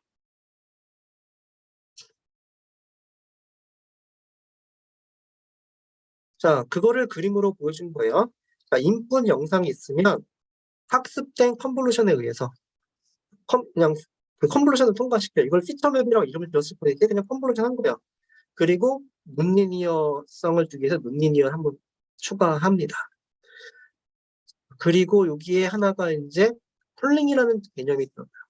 폴링이라는 개념은 다시 앞으로 들어가서 그냥 간단하게만 제가 설명을 하도록 할게요. 자, 우선 이 수학적으로 보기 전에 개념적으로 한번 생각을 해보도록 할게요. 여러분들이 어떤 이런 사람의 얼굴을 인식을 할 때 여러분들이 여기 있는 픽셀 하나하나를 보면서 이 픽셀의 관계를 다 기억을 하면서 이게 얼굴이구나 인식을 하나요? 여러분들이 이걸 덩어리로 인식을 해보세요. 덩어리로. 이걸 하나의 덩어리로 이해합니다. 덩어리를 이해하는 과정에서는 작은 데이터들이 결합이라는 걸 하게 되겠죠. 마찬가지로 이 분석 컨볼루션을 해서 나와 있는 이 고해상도 영상을 그대로 다 사용하는 것이 아니라 여기는 이제 서브 샘플링을 하긴 하지만 디멘전 크기를 줄이면서 자, 크기를 보면은 총 이 영상 중간에 필터링을 6개를 해가지고 하나, 둘, 셋, 넷, 다섯, 6개가 있어요. 6개고요. 이제 가로 세로 길이가 28, 28이에요. 그거를 반으로 줄였어요. 이 개수는 그대로 유지가 됐어요. 개수로 유지하면서 크기를 줄인 겁니다. 크기를 줄였다는 개념은 여러분들이 이 데이터를 볼 때 분집해서 봤다라는 식으로 생각해 보세요. 그리고 컨볼루션을 한 다음에 다시 또 더 줄였어요. 서브셋을 또 줄였습니다. 이거는 해상도가 작아서 그런데 계속해서 더 줄여 나갈 수 있어요. 자, 그렇게 줄이는 것을 스페이셜 풀링이라고 이야기를 합니다. 뭐 논리미어 렐루라는 게 있는데 이거는 그냥 생략을 하도록 할게요. 그래서 CNN 오퍼레이션, 컨볼루션 뉴럴 네트워크에서 하는 거는 인풋 영상이 있을 때 우리가 계속해서 배웠었던 컨볼루션을 통해서 데이터에 대한 특징을 찾아내고요. 결국은 우리 말했었던 피처맵 같은 것들이요. 특징을 찾아내고 이 연산을 반복적으로 하기 위해서 논리니어티를 두고 그 다음에 정보를 좀 줄이기 위해서 풀링한다. 우리 인간도 하는 거라고 했죠. 그리고 필요에 따라서 약간의 노멀라이즈를 해주게 되겠습니다. 그래서 이건 풀링하는 방법인데 지금 별로 그렇게 중요하진 않아요. 이 오퍼레이션 자체는 넘어가도록 할게요. 자, 이걸 그림으로 비주얼하게 보여준 거예요. 이미지에 대해서 우리가 컨볼루션에서 이렇게 만들었어요. 이거는 여러 가지 64개의 버전으로 컨볼루션 할 때 하나로 64가지의 엄청나게 많은 컨볼루션 필터를 통과시켰을 때 이런 피처맵이 나온 겁니다. 그 중에 하나를 본 거예요. 이렇게 나왔는데 이거를 여기 있는 것들은 바운스 풀링해서 줄였습니다. 풀링을 했다는 거죠. 그래서 이런 데이터가 이렇게 줄어들었습니다. 그래서 이렇게 하는 거를 우리가 이제 여기서 말하는 엔지니어드라는 거는 우리가 과거에 했었던 우리 수업 중에 배웠었던 오브젝트 레코니션 방법이고요. 런드 방법이라는 것은 CNN 방법을 이야기합니다. 이거를 한번 비교를 해보고 어떠한 차이가 있고 어떠한 유사성이 있는지 보도록 할게요. 자, 다시 한번 전반적인 내용을 되돌려 보면은 우리가 과거의 컴퓨터 비전에서 오브젝트 레코니션 할 때는 어떤 단계가 있었냐면 영상이 있을 때 영상을 먼저 특징점을 뽑아냅니다. 자, 여기서 말하는 특징점은 뭐냐? 자, 이런 영상이 있을 때, 자, 특징점을 뽑아내면 이 영상 내에서 어디에 특징점들이 있는지를 뽑아냈어요. 그런 다음에 인식하기 위해서 어떻게 했나요? 각각의 특징점에 대해서 우리가 어떤 이런 분포 같은 것들을 그렸죠. 자, 이 엄청나게 높은 하이 디멘셔널 데이터들 자체를 우리가 정보를 줄여서 어떤 이런 다이어그램 형태를 표현했어요. 그 자체가 결국은 정보를 풀링한 거죠. 무슨 얘기냐면은 이런 여러 가지 정보 다표와 이런 주변에 있는 정보들을 몇 개 안 되는 적은 데이터로 줄여낸 거. 연산 자체가 개념적으로 보면 이게 풀링입니다. 그런 다음에 그거를 클래시피케이션 했어요. 그걸 조금 더 구체적으로 하나씩 살펴보면 이런 겁니다. 이미지가 들어왔는데 첫 번째 우리가 뭘 했냐면은 이미지에다가 어떤 이런 필터들을 적용을 했어요. 이런 필터들을 물론 피처를 어떤 방식으로 뽑냐에 따라서 이 필터의 형태는 다르겠지만 그런 단순한 필터를 적용하면서 특징점들을 찾아냈습니다. 그러니까 특징점을 찾아내고 그 특징점을 디스크리션하기 위해서 어떻게 했냐면 우리가 복잡한 벡터형 그 영상의 어떤 변화량을 단순한 이런 118개밖에 안 되는 쉽터라는 방식의 디스크립터로 바꿔버렸습니다. 엄청나게 큰 데이터. 경우에 따라서는 영상이 있었을 때 스케일 인비런트하게 해서 이렇게 큰 오브젝트로 이렇게 분해하기도 했었죠. 이런 것들을 118개밖에 안 되는 간단한 데이터로 만들어버렸고 이런 게 결국은 공간적인 정보를 풀링을 해버린 겁니다. 그리고 나서 그 정보들을 다시 이제 어떤 유닛 랭스나 이런 걸로 변화를 시켜서 결국은 피처 벡터를 만들었어요. 노멀라이제이션을 한 거죠. 자, 그리고 나서 다시 이렇게 만들어진 시프트된 필터 자체에 대해서 이런 각각의 피처들은 어떤 이런 모양들을 나타내고 있는 거죠. 다시 이런 거를 우리가 여러 디멘전상에서 여러분들이 할지 모르겠는데 클러스터링 하기 위해서 얘네들을 이제 배치를 시켜가지고 주요 성분들을 뽑아냈죠. 그런 다음에 이런 특징들이 어떻게 분포되는지를 살펴봤습니다. 이런 과정 자체도 하나씩 따져보면은 노멀라이제이션하고 또 이 엄청나게 있는 이런 정보들을 히스토그램을 그리면서 다시 또 스페셜 풀링을 또 한 겁니다. 그리고 최종적으로 우리가 이거를 클래시파이어로 적용을 한 거죠. 이런 개념으로 우리가 물체를 인식을 했습니다. 그런데 딥러닝으로 넘어와서 그러면 딥러닝 단계에서 아까 제가 이야기할 때 이런 필터링들을 하는데 이런 게 학습이 된다고 했죠. 근데 학습되는 필터가 어떻게 되는지를 봤더니 학습된 필터도 사실은 이렇게 단순한 프리미티브가 우리가 설계한 필터와 상당히 유사하다는 거예요. 이렇게. 이런 것들로 돼가지고 연산이 진행이 된 겁니다. 그래서 실질적으로 그 딥러닝의 과정을 보면은 필터링을 통과시키고 논리니언 통과시키면서 풀링을 하는데 이 과정이 전부 다 이 앞에 있는 이런 과정과 일맥상통하게 일치한다는 거죠. 다만 딥러닝에서 차이점이라고 하면은 이렇게 만들어진 이 하나의 어떤 모듈을 계속해서 반복적으로 사용하고 훨씬 더 깊게 여러 번 사용을 한다는 거죠. 그래서 구조적으로 사실은 과거의 컴퓨터 비전 기술과 개념적으로는 상당한 유사점이 있고 차이점이라고 하면은 이런 필터들이 자동으로 학습이 되어서 만들어진다는 점.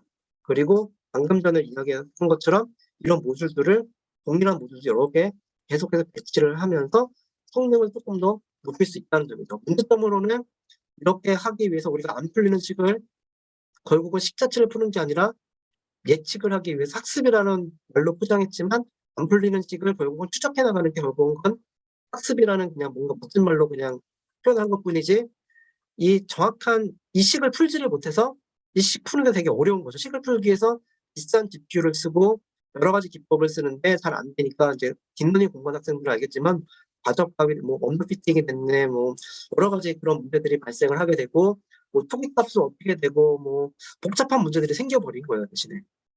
그리고 데이터가 없어서 학습을 못하고 데이터를 준비하자니 돈이 많이 들고 실제로 제가 외부에 이제 뭐 컨설팅이나 강의 같은 데 갔을 때 실무 쪽에 얘기를 들으면 항상 생기는 문제가 이론적으로 딥러닝 공부할 땐 너무나 멋지고 좋아요. 왜냐면 데이터도 충분하고 이 충분한 데이터를 갖고 하면은 과거의 기술보다 성능이 잘 나와요. 근데 현업에 막상 적용을 하려고 해보면은 데이터가 없어요. 데이터를 얻으려면 그 데이터를 얻기 위해서 너무나 큰 돈이 들어요. 그럼 데이터가 없는 상태에서 뭘 해보고 싶은데 데이터가 없으면 식을 못 푸는 거죠. 그러면 안 되는 거예요, 그냥. 그래서 뭐 이러지도 못하고 저러지도 못하는 케이스들이 상당히 현실에서는 많이 있기도 합니다. 자, 그래서 이런 장단점들이 있는 거다라는 거였어요. 자, 그래서 전체적으로 좀 제가 핵심적인 부분을 전달하기 위해서 설명을 했고요. 참고로 제가 처음부터 이야기하면 여러분들이 좀 집중해서 듣지 않을 수도 있어 가지고 제가 이야기는 안 했는데 이 마지막에 있는 챕터 15는 시험 범위에는 포함시키지는 않을 겁니다. 여러분들이 그냥 참고로 들어서 그냥 기억을 하시면 될 것 같아요. 자, 그러면은 전체적으로 좀 내용은 다 끝났고요. 자, 뭐 제가 계획했던 거만큼 살짝 일찍 끝나게 됐네요. 질문 사항 있으면 질문 듣도록 하겠습니다.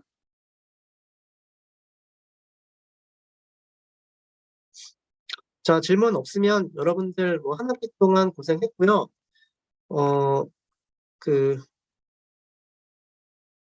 출석 처리해야 되는 학생들은 출석 처리하고 그리고 퇴장할 학생들은 퇴장해도 됩니다. 네, 제가